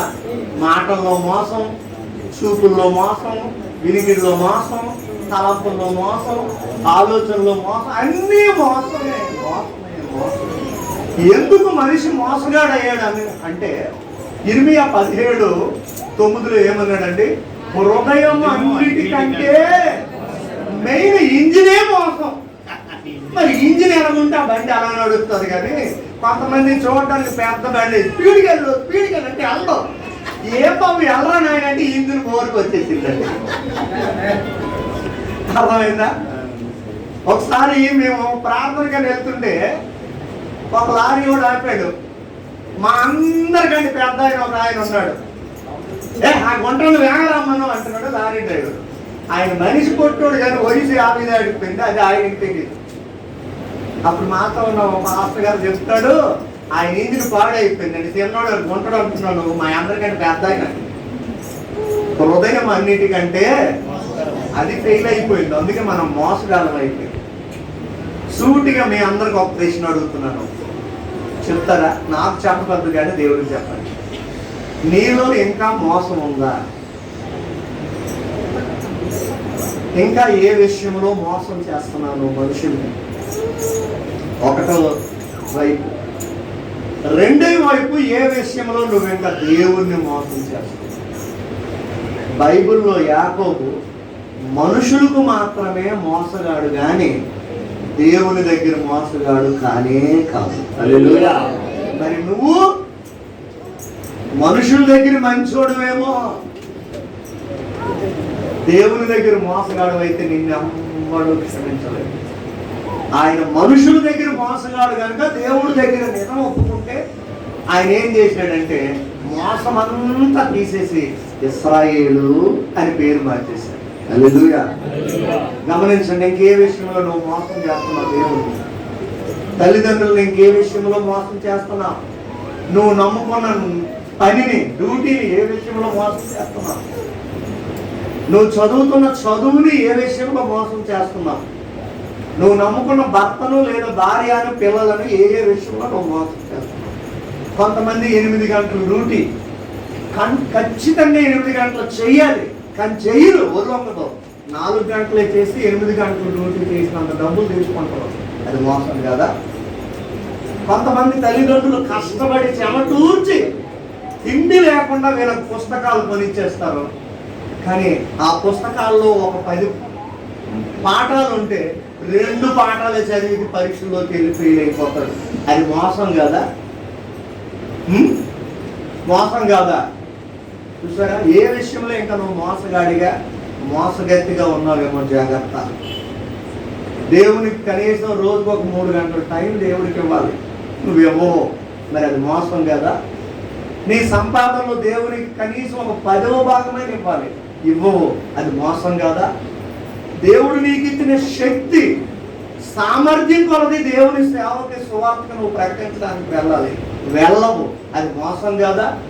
నీకు మంచి టాకింగ్ పవర్ ఉంది, నీ మాటలతో ఎలాంటి వాళ్ళని మార్చేస్తావు, మరి అదే దేవుని మాటలు చెప్పి కొంతమందిని దేవుని సన్నిధికి నడిపించాలి కదా, మరి అది మోసం కదా? నీకు చాలా మంది లోబడిలో ఉంటారు, నువ్వు చెప్తే ఏమైనా వింటారు, అలాంటి వాళ్ళకి 2 పత్రికలు వెళ్ళి ఇవ్వు, అది కూడా ఇవ్వవు, మోసం కదా? నీవు ప్రార్థన అనే వరం దేవుడు నీకు ఇచ్చాడు, 8 గంటలైనా ప్రార్థన చేయగలవు, కానీ నువ్వు చెయ్యవు. బోర్డు అంత లిస్టు నీ దగ్గర ఉంటుంది ప్రార్థన చేయాలంటే, కానీ నువ్వు చెయ్యవు, అది మోసం కదా? ఈ విధంగా మోసాల గురించి లిస్ట్ రాసుకుంటే భగవద్గీత కంటే పెద్ద పుస్తకం కావాలి మన మోసాలు రాసుకోవడానికి. ఒకసారి ఈరోజు ఇంటికి వెళ్ళి నీ పర్సనల్గా ఒంటరిగా మోకరించి ఇంకా ఏ విషయాల్లో మోసగాళ్ళగా ఉన్నారేమో చూడు. మోసగాళ్ళకి ఈయన రాజు కాదు, మోసగాళ్ళు మట్టలాది వరం చేసుకోవాల్సిన పని లేదు. ఈయన రాజు ఎవరికి రాజుగా వస్తున్నాడు? ఇశ్రాయేలు రాజు. నువ్వు ఇశ్రాయేలు అయితేనే ఆయన నీకు రాజు, నువ్వు యాకోబు అయితే నువ్వు రాజు కాదు. యాకోబు అయితే నువ్వు మోసగాడు, పరిగెడతావు ఎక్కడెక్కడికో. కానీ బైబిల్లో యాకోబు పరిగెత్తాడు, ఫైనల్గా దేవునికి దొరికిపోయాడు. నువ్వు ఎంత దూరం పరిగెత్తినా ఎవరికి దొరికిపోతావు? ఖచ్చితంగా దేవునికి దొరకవలసిందే. ఎక్కడికి పారిపోయినా దేవునికి దొరుకుతాడు. మరి అలాంటిది ఎక్కడికో ఎందుకు పారిపోవడం? అదేదో ఆయన పాదాల దగ్గరికి పారిపోయి లోబడిపోయి సరిపోతుంది. ఇశ్రాయేలు రాజు స్తుతింపబడును గాక. ఎవరి ద్వారా దేవునికి స్తుతి వస్తుందంటే ఇశ్రాయేలు ద్వారా మాత్రమే దేవునికి స్తుతి వస్తుంది. అయితే ఇశ్రాయేలు అంటే పాత నిబంధన ఇశ్రాయేలీలే కాదు, నూతన నిబంధన ఇశ్రాయేలీలు. మనం వాక్యానుసారంగా ఎవరైతే జీవిస్తారో, ఎవరైతే యేసు రక్తంలో కడగబడి కంప్లీట్గా బ్రతుకు మార్చుకొని ఈ ఫ్రూట్ ఆఫ్ ద స్పిరిట్, ఆత్మ ఫలము ఏ వ్యక్తిలో ఉంటుందో ఇశ్రాయేలులో ఇవి కనబడతాయండి. మరి నీలో అవి కనబడుతున్నాయా? ఒకసారి ఆ డోర్ ఇటు తీనైనా అన్నిటికీ తలుపిడి తీయండి. ప్రేమ. నువ్వు ఇశ్రాయేలు అయితే నీలో ఏముండాలి? ప్రేమ ఉండాలి. కనబడుతుందా? నీలో ఇంకా ద్వేషం ఏమైనా ఉందా? తల్లి ప్రేమ, తండ్రి ప్రేమ, భర్త మీద ప్రేమ, భార్య మీద ప్రేమ, సంఘం మీద ప్రేమ, దేవుని మీద ప్రేమ నీలో ఉందా? అయితే నువ్వు ఇంకా యాకోబే, నువ్వు ఇశ్రాయేలుగా లేవు. ఇశ్రాయేలు అయితే నీలో ప్రేమ కావాలండి. ఎలాంటిది ప్రేమ? ఎటువంటిది? నీకు అపకారం చేసిన నువ్వేం చేస్తావు? అది ప్రేమ. అది ప్రేమ. కొంతమంది ఆడు కొట్టేస్తున్నాడు, ఎక్కువ చేస్తాడేమో, ఎందుకమ్మా ఇక్కడ వెళ్ళిపో, మీ కన్నవారి ఇంటికి వెళ్ళిపో అంటారు కొంతమందిని. కొంతమంది భార్యలు అంటారు, వాడు నా పేక్ కోసేసి నేను ఎక్కడే చచ్చిపోతాను కానీ నింద. ఆవిడ మీద ఉన్న ప్రేమ ఏదో ఒక రోజు ఆ ప్రేమ మార్చేస్తుంది మనిషి. ఏది నీకు దేవుని మీద ప్రేమ? ఎంత ప్రేమ ఉంది? ప్రేమకు నిర్వచనం ఏమంటారండి? నా ఆజ్ఞలు పాటించితే ప్రేమ అంటే ఆయన ఆజ్ఞలు పాటించడమే. ప్రేమ అంటే సమర్పణ, ప్రేమ అంటే త్యాగం. మరి ఏది ప్రేమ? ఇశ్రాయేలు అయితే నీలో ప్రేమ కన్నా. రెండవదిగా సంతోషం కనబడుతుందా? ఏమండి ఏది? మీ మొఖాలు ఒకసారి క్లియర్గా చూపించండి. మీ మొఖాలు ఏం కనబడుతుంది? కొంతమంది మొఖాల్లో కునుకు కనబడుతుంది, కొంతమంది మొఖాల్లో బద్ధకం, కొంతమంది మొఖాల్లో విసుగు, కొంతమంది మొఖాలు పరిశబ్దం అన్నట్టు చూస్తున్నారు. మాస్టర్ గారి ముఖం చూడండి ఎలా కనబడుతుంది నా మీద. నువ్వు ప్రార్థన వదిలేసి టిఫిన్ పెట్టకుండా నన్ను పంపించావు, జాగ్రత్త అన్నట్టు చూస్తున్నాను. మన జీవితంలో మన ముఖంలో ఎప్పుడు ఏం కనబడాలంటే సంతోషం. ఇతరులు తిట్టినా సంతోషం, కొట్టినా సంతోషం, ఉమ్మి వేసినా సంతోషం, వాళ్ళు ప్రేమించినా సంతోషం, వేసించినా సంతోషం, సంతోషం, సంతోషం.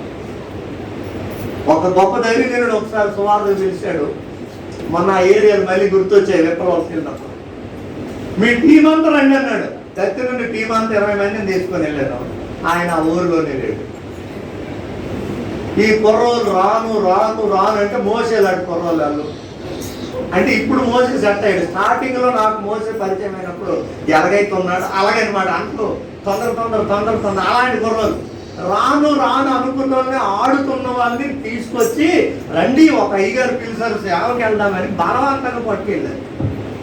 13 రోజులు వెళ్ళేసరికి మమ్మల్ని పిలిచిన పాస్టర్ గారి ఊర్లో లేడు. ఏం చేయడం అర్థం కాదు.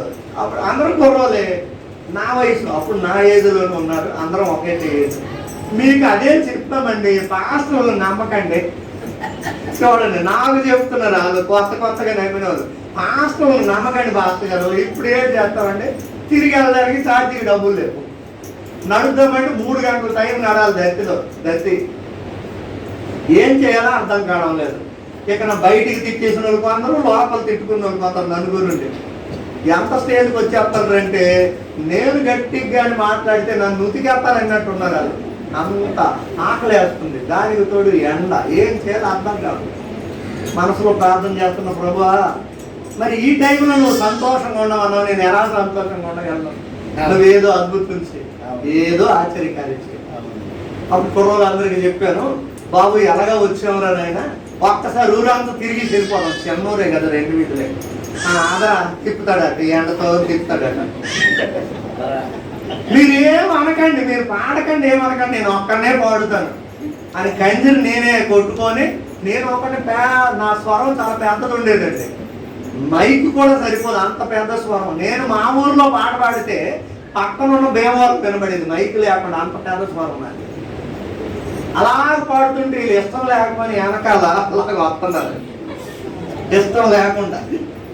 ఇంతలోగా దేవుడు చేసిన ఒక అద్భుతం. ఆ ఊరు మునసబు గారి కొడుకు మద్రాసులో ఎక్కడో యేసుప్రభువుని నమ్ముకున్నాడట. ఆ రోజు ఆ అబ్బాయి బర్త్డే వచ్చిందట.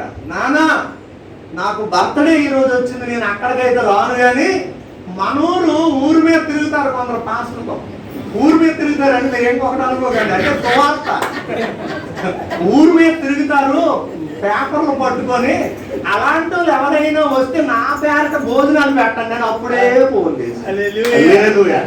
అప్పుడు సెల్ ఫోన్ లేవు, ల్యాండ్ ఫోన్.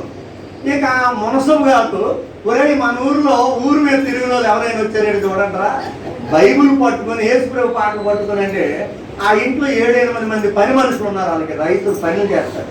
వాడు ఒకడు వచ్చి ఇప్పుడే ఒక 10-15 మంది కుర్రోళ్ళు తిరుగుతున్నారని నేను అయితే వాళ్ళని పెట్టరారా, మునసబు గారు రమ్మని ఆపండి అన్నాడు. పాట నేను ఒక్కడే కదా పాడడం, ఆపండి అంటే కాదు, మునసబు గారు రమ్మంటారు రండి అనేసరికి నా వెనకాల కుర్రోళ్ళు అయిపోయింది మన పని.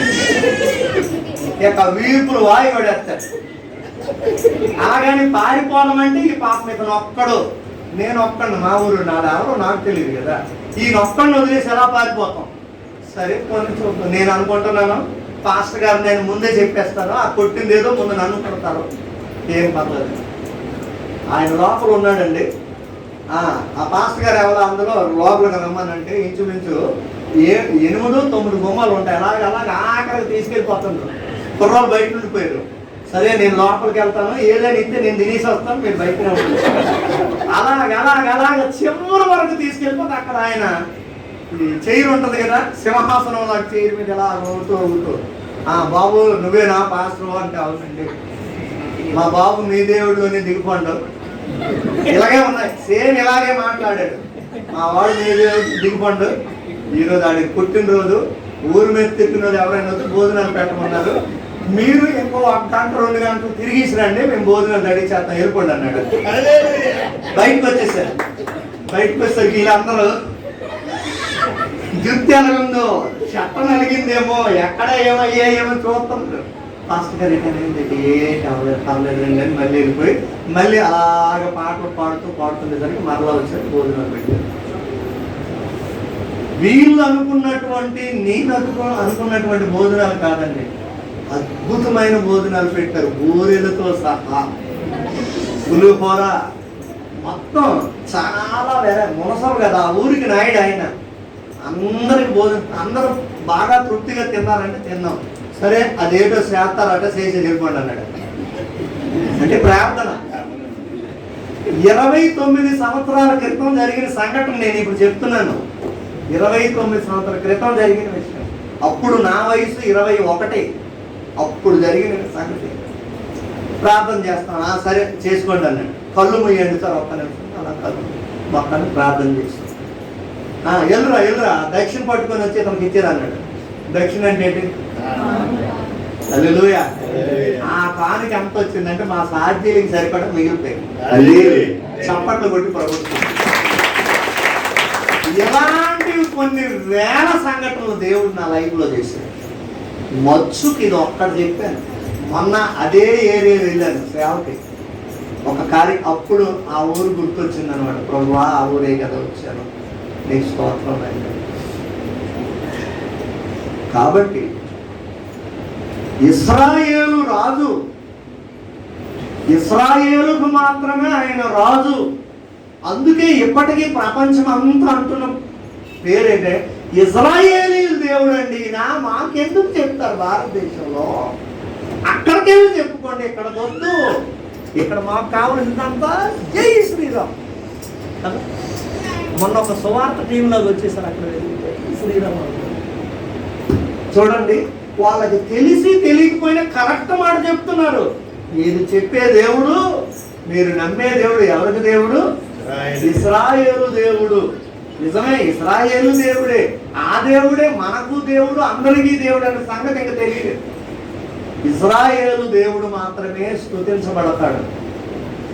ఇశ్రాయేలు రాజు మాత్రమే స్తుతించబడతాడు.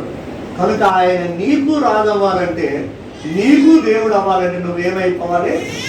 ఇశ్రాయేలుగా మారిపోవాలి. ఇశ్రాయేలు అనొచ్చు, యూదులు అనొచ్చు. వారిలో ఉన్న రెండవ లక్షణం ఏం చెప్పాము? మరి నీలో సంతోషం ఉందండి? ఇంకా 10 లక్షలు ఉన్నాయండి ఒప్పులు. పర్వాలేదయ్యా, సంతోషం ఉండు. అవన్నీ మటుమాయం చేసేస్తాడు. సగం పర్వాలేదండి, ఇంకా సగం జబ్బు తగ్గలేదు పాస్టర్ గారు, పర్వాలేదు, అది కూడా క్లియర్ చేసేస్తాడు. నువ్వు సంతోషంగా ఉంటే చాలు. నీ సంతోషాన్ని చూసి బలహీనతలన్నీ పారిపోతాయి. బైబిల్ ఏమని చెప్తుందో తెలుసా? సొలొమోను అంటాడు, సంతోషకరమైన హృదయము ముఖమునకు తేజస్సునిస్తదట. మరి ముఖాలన్నీ తేజస్సుగా ఉన్నాయండి? ఏమండి మీ ముఖాలు ఒకసారి, మీ ముఖాలు మీరు చూసుకోండి. లక్ష్మణ్ నీ ముఖం నువ్వు ఒకసారి చూడు. చూడు అంటే పాపం చెయ్యలగేసాడండి, కనబడలేదట. లక్ష్మణుడు అంటున్నాడు, చెయ్యి చూసి కనబడలేదండి. ఎవరి ముఖం అలా కనబడతాం, ఎవరి దోషాలు అలా కనబడదు, ఎవరి పాపాలు అలా కనబడదు, ఎవరి తప్పులు అలా కనబడదు. కానీ ఎదుటోరు మాత్రం చూపించేస్తారు. ఇది ఒక మర్మం అనమాట. నీ మొహం నీకు కనబడదు. కనుక నీదే నీకు కనబడలేనప్పుడు ఎదుటి వారి గురించి నువ్వు ఎందుకు చెప్తాను? ఆయన జాగ్రత్తలు వారిని సంతోషంగా ఉండాలి. ఆ ఇశ్రాయేలుకు యూదులు కొను సమాధానంగా ఉంటారంటే ఎవరితో అల్లర్లు గొడవలు అలాంటివి ఏముండవు. కానీ ప్రస్తుత ఇప్పుడు 2 దేశాలు యుద్ధం జరుగుతుంది. ఎవరెవరంటే రష్యా, ఉక్రెయిన్. ఉక్రెయిన్లో ఉన్న వారందరూ యూదులు, రష్యాలో ఉన్న వాళ్ళందరూ రెడ్ కమ్యూనిజం, అంటే దేవుడు లేడు అనే సిద్ధాంతం కలిగిన వాళ్ళు. రష్యా ఉద్దేశం ఏంటంటే వాళ్ళకు 3 కోరికలు. ఒకటి, దేవుడు లేడని ప్రపంచానికి మేము చెప్పేయాలి. ఇదే మంచి అవకాశం, దేవుడు లేడు అన్నారు. వాళ్ళు ప్రూఫ్ చేసి వాళ్ళ జెండా పెట్టాలనుకుంటున్నారు. రెండవదిగా, ప్రపంచంలో అగ్రస్థానంలో ఉండే దేశం మా దేశమే అని పేరు రావాలి. మూడవదిగా, ఇలాంటి ఉక్రెయిన్ లాంటివి చాలా జయించి వారి దగ్గర ఉన్న ఆస్తిపాస్తులన్నీ పట్టుకుపోయి మేమే ఖజానాదారులు, మాకు మించిన ధనవంతుడు ప్రపంచ చరిత్రలో. ఆ 3 కోరికలండి. అందుకే వాళ్ళ యుద్ధం చేస్తున్నారు. వారికి సపోర్ట్ ఇరాన్, ఇరాక్, దుబాయ్ ఇలాంటి దేశాలు వెళ్తారు. ఉక్రెయిన్ దేవుడు ఒక్కడే దేవుడు ఉన్నాడని దేవుడిని నమ్ముకున్నారు. వీళ్ళకు సపోర్ట్ ఎవరు వెళ్తారు? అమెరికా వెళ్తారు, ఇంగ్లాండ్ వెళ్తారు, ఇలాంటి దేశాలు వెళ్తారు. మొన్ననే తెలిసిన సత్యం ఏంటంటే చివరికి మన భారతదేశం కూడా రష్యాకే సపోర్ట్ వెళ్తారు. ఎందుకంటే మన భారతదేశ నైజం కూడా అదే కదా. యేసు అనే వ్యక్తి మనకు వద్దు అని. ఈ బైబిల్లో ఉన్న దేవుడు మనకు వద్దు, ఈయనకు వ్యతిరేకమైన వాళ్ళు ఎవరున్నా అటు కలిసిపోదామని చెబుతున్నారు. ఇవి జరుగుతాయి, త్వరలో జరుగుతాయి. ప్రపంచ యుద్ధం వచ్చేస్తే వాళ్ళే నెంబర్ 1 గెలిచేస్తామన్న స్టేజ్కి వచ్చేస్తారు. వారికి సపోర్ట్ చేసిన వాళ్ళందరూ మంచి బలమైన వాళ్ళు సపోర్ట్ చేసేస్తారు. అలాంటి సందర్భంలో ఏం జరుగుతుందో తెలుసా? దేవుడు వాతావరణంలో మార్పులు చేసేస్తాడు. లేదుగా వాళ్ళు వేస్తున్న ఏ బాంబులు కానీ ఏ దాడి కానీ ఏది పని చేయకుండా చేస్తాడట. వారిలో వారికే విరోధం కలిగించి వారికి వారే పొడుచుకొని చంపే ప్లాన్ చేస్తాడట. ఫైనల్ కి యేసు రక్తమే జయం. 35 అధ్యాయం ఇంటికి వెళ్ళి చదవండి, 35వ అధ్యాయం ఇంటికి వెళ్ళి చదవండి. ఈ విషయాలన్నీ అక్కడ ఉన్నాయి. ఇదేదో వింత విడ్డూరము విచిత్రం అనుకోకండి, అది జరగవలసి ఉన్నది. తీసుకెళ్ళి ఇక్కడ చదవద్దు, ఇంటికి వెళ్ళి చదువు. ఇవి జరగవలసి ఉన్నవి. జకర్యా గ్రంథంలో పర్టిక్యులర్గా రాలేదు. కాబట్టి సమాధానం ఇశ్రాయేలులో ఉంటుంది. సమాధానం మిగిలిన వాటిలో కనబడుతుంది. దీర్ఘశాంతం దేవుని బిడ్డలోనే కనబడుతుంది. అది దయాలత్వం, అలాగే మంచితనం, విశ్వాసం, సాత్వికం, ఆశా నిగ్రహం. నువ్వు ఇశ్రాయేలువే అయితే, నువ్వు యూదుడివే అయితే, నువ్వు క్రైస్తవుడివే అయితే, నువ్వు విశ్వాసవే అయితే అవి నీలో కనబడాలి. హల్లెలూయా. మీలో ఎంతమంది ఇవి కనబడుతున్నాయి? ఎలాంటి పరిస్థితుల్లోనైనా నేను సంతోషంగా ఉండగలనండి, ఎలాంటి పరిస్థితుల్లోనైనా నేను ధైర్యంగా ఉంటానండి అని ఎంతమంది చెప్పగలుగుతున్నారు? ఒకసారి ఆలోచన చేయండి.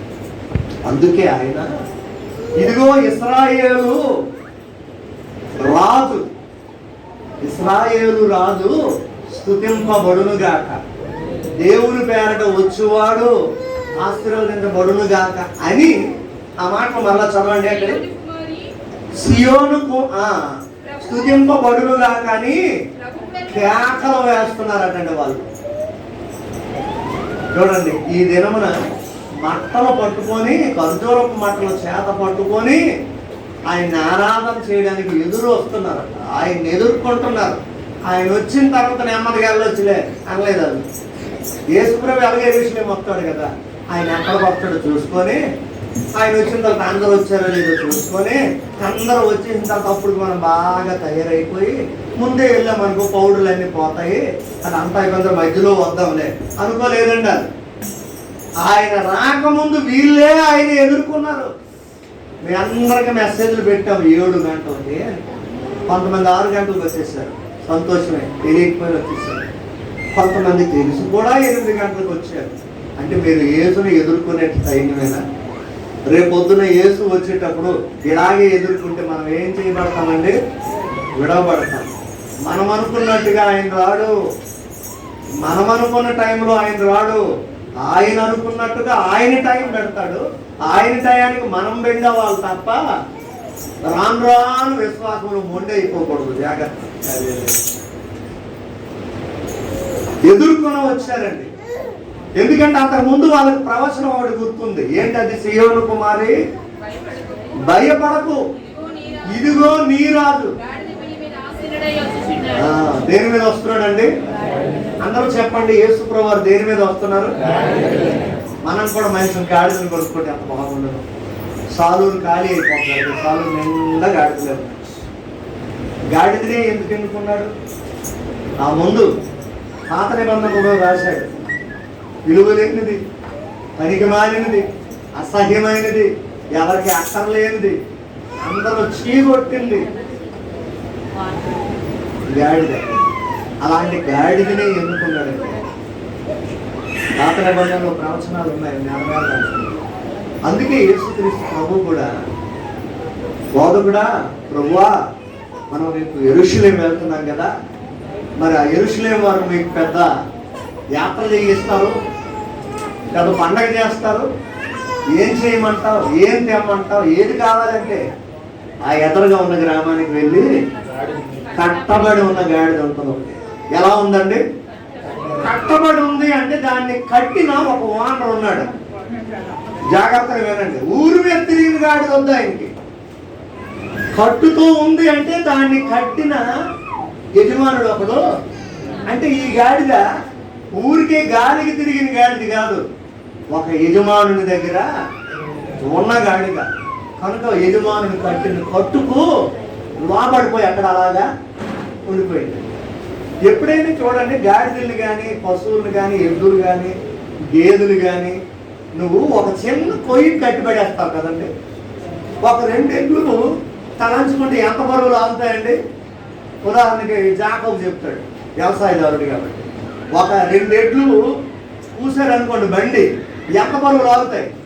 ఎన్ని కేజీలు ఆగుతాయి? ఉదాహరణకి 5 టన్నులు అంటే 500 కేజీలు లాగేస్తాయి. 5,000 కేజీలు లాగేస్తాయి.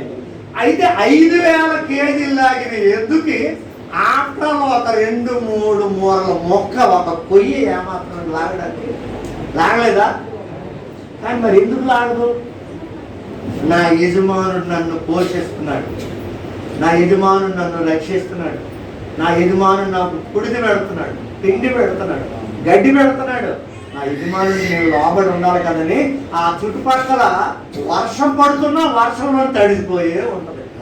ఆ చుట్టుపక్కల సాడలు కాలిపి అగ్నిమంటలు వచ్చిన అగ్నిమంటలైన అక్కడే ఉంటది. మరలా యజమానుడు లిప్పితే గాని బయటికి రాదు. హల్లెలూయా. అందుకే యెషయా అంటాడు, ఎద్దు తన కామందు నెరుగును, గాడిద తన సొంతవాని తోటి తెలుసుకున్నాను. ఇశ్రాయేలుకు ఏమి లేదు, టిఫిన్ లేదా, టీ లేదా, సేమియా లేదా, ఏం లేదు. ఇశ్రాయేలుకు తెలివి లేదు. అంటే గాడిదకి తెలివి ఉందట, ఎద్దుకు తెలివి ఉందట, ఇశ్రాయేలుకు. ఇప్పుడు మనకు ఒకటి అనిపిస్తుంది, ప్రభు గాడిదగా పుట్టుంటే ఎంత బాగుండును, ఎద్దుగా పుట్టుంటే ఇంకా బాగుండును. కానీ మనోళ్ళు ఏమంటారు, అన్ని జన్మల కంటే శ్రేష్టమైన జన్మ మానవ జన్మ. ఎంత శ్రేష్టమో ఈ జన్మ. మనల్ని బట్టి ఎంతమంది పాడైపోతున్నారో ఈ జన్మ. కొంతమందిని బట్టి చాలా మంది బాగుపడతారు, మంచిదే. కనుక ఎన్నిక లేనిది, యోగ్యత లేనిది, పనికి మాలినది, గౌరవము లేనిది, అందరూ అసహించుకున్నది ఏదైతే ఉందో దానినే తీసుకురండి. హల్లెలూయా. మీ వాక్యం, మీకు వాక్యం చెప్తున్నాను, నేను ఎన్నిక లేని వాడను, యోగ్యత లేని వాడను, అర్హత లేని వాడును, యేసు అనే మాట ఆడడానికి కూడా తగిన జీవితం లేని వాడినండి. కాకపోతే కట్టబడి ఉన్నాను. కొన్ని గ్రంథాలకు, కొన్ని పుస్తకాలకు కట్టబడి ఉన్నాను. కనుక కట్టులతో ఉన్న ఈ గాడిదను కొంతమందిని సేవకులను పంపించి దేవుడు ఏం చేశాడంటే ఆ కట్లు ఇప్పి తీసుకురండి అన్నాడు. ఆ గాడిద మీద కూర్చున్నాడు. కనుక ఇప్పుడు గాడిదకి ఏమొచ్చిందండి? ఘనత. హల్లెలూయా. ఘనత. ఎక్కడికి వెళ్ళినా గాడిదకి ఘనత. గాడిద కాళ్ళు కింద ఉండకూడదని కాళ్ళ కిందేమో బొంతలు వేస్తారు. ఘనత. ఆ గాడిద వీధుల్లో తిరిగితే అమ్మో గాడిద కాళ్ళు వచ్చిపోతాయేమని అక్కడ ప్రజలు ఏం చేశారంటే చెట్ల కొమ్మలు నరికారట, పచ్చని కొమ్మలు. ఇంకా ఏం చేశారండి? వస్త్రాలు పరిచేశారట, చీరలు పరిచేశారట, బొంతలు పరిచేశారట, దుప్పట్లు పరిచేశారట. కొంతమంది ఏమో పువ్వులు జల్లేస్తున్నారట. ఎందుకండి గాడిదకి ఇంత ఘనత? గాడిద మీద ఎవరున్నారు? యేసు నీ మీద ఉంటే, నువ్వు యేసును ఆనుకుని ఉంటే, నువ్వు యేసును మోస్తున్నంత కాలం నీ గౌరవాన్ని ఎవరు తెలియదు. హల్లెలూయా.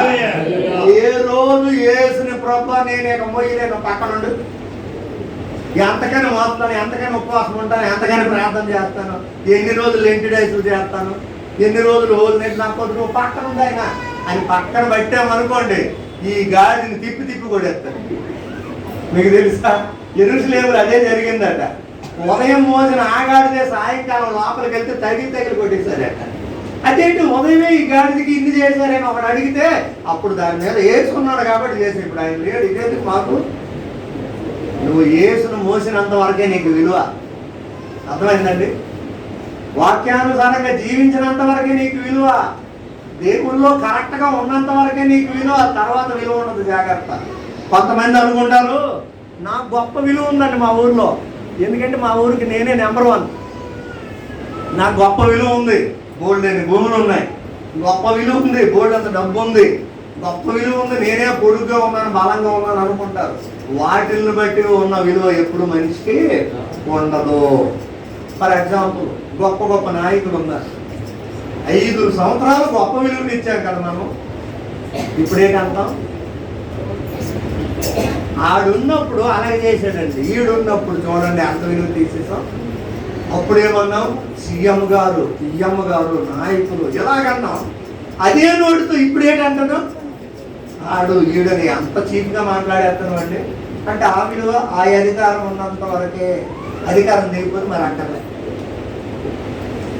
యేసు నీలో ఉన్నంత వరకే, నువ్వు యేసు కోసం ఉన్నంత వరకే గొప్ప విలువ ఉంటుంది. ఏమాత్రం యేసులో నుండి నువ్వు చిన్న మిస్టేక్ అయ్యావా, లేదు నీలో నుండి యేసు ఏమైనా నీకు దూరం అయ్యాడా, ఇంకా ఏమీ ఉండదు. జాగ్రత్త, మొత్తం శూన్యమే అయిపోతాం, జీరో అయిపోతాం అంతే. కనుక ఆయన గాడిని అందుకే ఎన్నుకున్నాడు. ఎంతగా గాడిదెవరు, ఎంతగా గాడిదెవరు? మరి ఈ గాడిద ఏం చేయాలి? మంటలాదివారంలో ఏం చేయాలా? యేసును మొయ్యాలి. ఈరోజు నుండి నువ్వేం చేయాలా? ఏం మొయ్యాలండి? వాక్యాన్ని మొయ్యాలా, ప్రార్థనను మొయ్యాలా, ఆరాధన మొయ్యాలా, యేసు కోసం బ్రతకాలా. ఆయన పత్రికలు మోసుకొని వెళ్ళాలి, ఆయన బైబిల్ మోసుకొని వెళ్ళాలి. కొంతమంది బైబిల్ కూడా మోసుకొని వెళ్ళడం కష్టమయ్యి సెల్ ఫోన్ పట్టుకొని వచ్చేస్తాను, అందులో చూసి చదివేస్తాను. సెల్ ఫోన్లో చదవకండి, అన్ని బూతులే దొరుకుతాయి. అలాంటి బైబిల్ సెల్ ఫోన్లో బైబిల్ మంచిది కాదు. ఒకవేళ సెల్ ఫోన్లో బైబిల్ ఉంటే అవసరమైన డిలీట్ చేసేయండి, వద్దు. ఈ బైబిలే చదవండి, పరిశుద్ధ గ్రంథం. మీరు ఎవరైనా సెల్ ఫోన్ బైబిల్లో పరిశుద్ధ గ్రంథం అని చూపెడతారు నాకు? బైబిల్ అని ఒక పరిశుద్ధ గ్రంథం పేరు ఎక్కడ రాదు, ఎందుకంటే అందులో పరిశుద్ధత లేదు. కనుక ఇప్పుడు జనాలు ఏమంటున్నారంటే, ఆయన గాడిద మీద ఊరేగుతూ వస్తున్నప్పుడు ఏమంటున్నారంటే, జయము జయము, అదే హోసన్నా అని పాటలు. అందుకే ఈరోజు ఇంచుమించు అందరు పాడిన పాటల్లో కూడా ఆ మాటను పెట్టి పాడారు, హోసన్నా హోసన్నా జయమని. ఇంకా చదవండి నెక్స్ట్. సియోను కుమారి, అంతకుముందు లేఖనం ఉంది, 600 సంవత్సరాల క్రితం భక్తుడు ఇచ్చిన లేఖనం ఉంది, ప్రవచనం ఉంది. సియోను కుమారి నువ్వు భయపడవద్దు, ఇదిగో నీ రాజు వస్తున్నాడు, నాకెవరు లేరు, తోడు లేరు, నీడ లేరు. ఇందాక పిసికి ఏదో పాడినట్టుంది, ఏంట పాట? అంటే నాకు ఎవరూ లేరు కాబట్టి ఇప్పుడు నువ్వైనా కావాలి. ఇప్పుడు నువ్వు లేకుండా నేను ఉండలేను, పాటలో నువ్వు లేకుండా నేను ఉండలేను. మరి వ్యక్తిత్వంలో కూడా ఆ మాట ఉండాలి, నువ్వు లేకుండా నేను ఉండలేను. ఒక అమ్మాయి కదా, మనందరం కూడా ఎవరు లేకపోయినా ఉండగలను, కానీ నువ్వు లేకపోతే నేను ఉండలేదు అన్న స్టేజ్కి రావాలి. అందుకే సియోను కుమారి, సియోన్ అంటే సంఘం. నువ్వు భయపడవద్దు, ఇదిగో నీ రాజు వస్తున్నాడు. ఒక చిన్న గాడిదను కనుగొని దాని మీద కూర్చుండేను. ఆయన శిష్యులు ఈ మాటలు మొదట గ్రహింపలేదు, కానీ యేసు మహిమపరచబడినప్పుడు అవి వారిని కూర్చి వ్రాయబడినని వారు ఆయనకి వాటిని చేసిరని జ్ఞాపకం తెచ్చుకొని. చాలు చాలు చాలు చాలు చాలు చాలు ముగిద్దాం. కాబట్టి ఈ విధంగా ఈ మంటల ఆదివారం దినమున ఇశ్రాయేలు రాజు స్తుతించబడ్డాడు, ఆయనకు ఘనత వచ్చింది, దేవునికి మహిమ ప్రభావం కలిగేది. మరి నిన్ను బట్టి నన్ను బట్టి కూడా దేవునికి ఘనత రావాలి. నువ్వు ఇశ్రాయేలుగా మారాలి. ఇశ్రాయేలుగా మారిన ఇశ్రాయేలుకి ఏమన్నాడో తెలుసా? చివరగా మార్చాలని ముగిస్తాను. ద్వితీయోపదేశ కాండము 6వ అధ్యాయం 4 నుండి చదవండి. ఎవరండి అంటే మనమే. దేవుని ప్రజలారా వినండి. ఎవరండి మన దేవుడు? యెహోవా దేవుడు, అద్వితీయుడైన యెహోవా. చూడండి, నేను నమ్ముకున్న దేవుణ్ణి ఎలా నమ్మాలంటున్నాడంటే, నీ పూర్ణ హృదయంతో, పూర్ణ ఆత్మతో, పూర్ణ శక్తితో 3 యాంగిల్లో ప్రేమించమన్నాడండి. ఎలాగండి? పూర్ణ అంటే హృదయపూర్వకంగా, అంటే నీ హృదయం మొత్తం ఖాళీ చేసేసి ఆయనకి ఇచ్చాడంటే ఆ హృదయం మరి ఇంకేం లేదండి. ఇదిగో హృదయం నిండా ఆయనే ఉన్నాడని చూపించి. రెండవది ఎలాగట? ఆత్మతో, పూర్ణ ఆత్మ. ఇంకా ఆత్మలో ఎటువంటి కపటము ఉండడానికి వీల్లేదు, క్లీన్ అయిపోయి ఉండాలి. ఇంకా ఏమన్నాడు? శక్తి అంటే శరీరానికి సంబంధించింది, బలానికి సంబంధించింది, నీ కష్టానికి సంబంధించింది. నీ పూర్ణ శక్తితో అంటే శక్తి లోపము లేకుండా దేవుణ్ణి ఆరాధన చేయి. హృదయముతో, ఆత్మతో, శరీరంతో దేవుణ్ణి ఆరాధన చేయి. ఒక్క శరీరంతో చేసే హృదయం ఎక్కడో తిరుగుతుంది. కొంతమంది హృదయం ఎక్కడికి వెళ్ళిపోయింది? యవనస్తులకి హృదయం ఎక్కడికి వెళ్ళిపోయింది అనేసరికి ఏకేటో గుర్తు, మోసేకి ఏదో గుర్తు వచ్చింది, నవ్వేస్తున్నాడు. హృదయం ఎక్కడికి వెళ్ళిందండి? చెప్పండి, ఎక్కడికి వెళ్ళింది? నా చుట్టే ఉందట, తిరుగుతుందట. పర్వాలేదు చెప్తాను, మా చుట్టే ఉందట. పూర్ణ హృదయంతో, పూర్ణ ఆత్మ, పూర్ణ శక్తితో దేవుడిని ప్రేమించాలి. అలాంటి వారే దావీదు తనయ హోసన్న, రాజుల రాజా హోసన్న అంటే దానికి ఒక అర్థం. మనిషి ఎక్కడో ఉండి, మనసు ఎక్కడో ఉండి, పాట ఒకటి పాడి నువ్వు ఒకలాగా ఉండి, వాక్యం ఒకటి చెప్పి నువ్వు ఒకలాగా చేస్తే దానికి ఎలా ఉంటుందంటే, ఇంటి పేరు ఎవరాటండి? కస్తూరి వరట. అబ్బా కస్తూరి అన్నట్టు ఉంటుంది. ఇంట్లోకి వెళ్ళి చూస్తే ఇంటి పేరేమో కస్తూరట.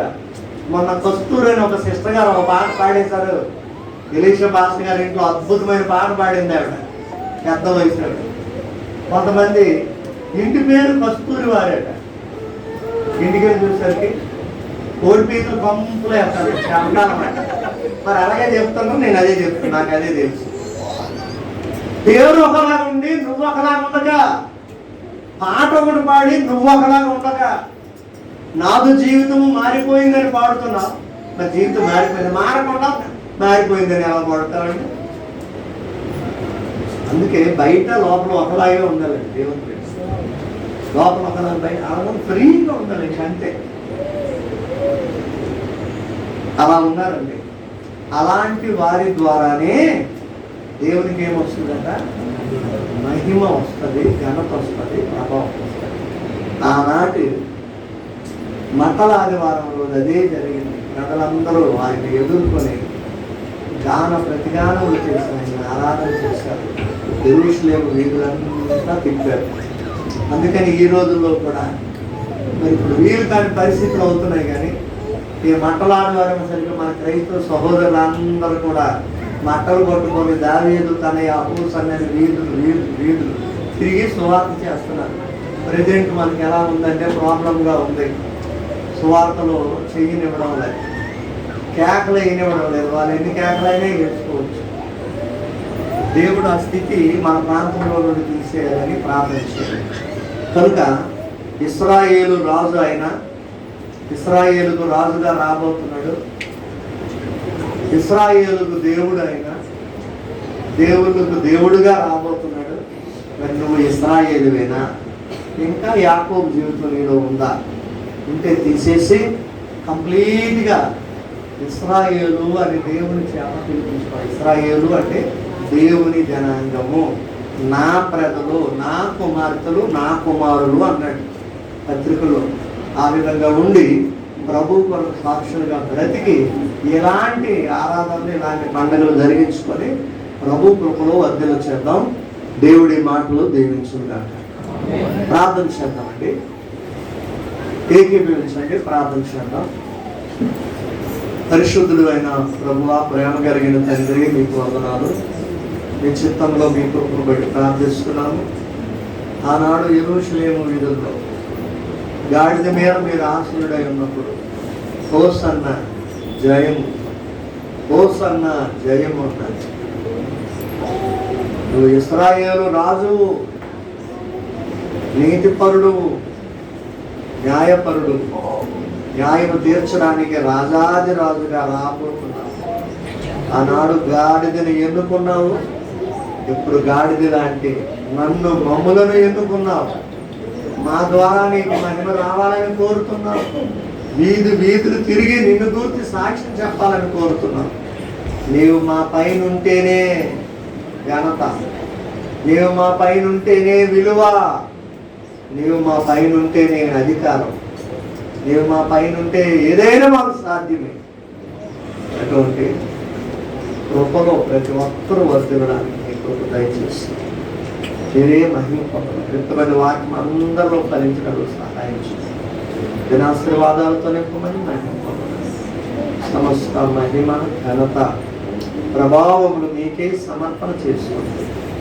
క్రీస్తు యేసు పరిశుద్ధ నామములో ఈ ప్రార్థన మీకు అప్పగిస్తున్నాము తండ్రి.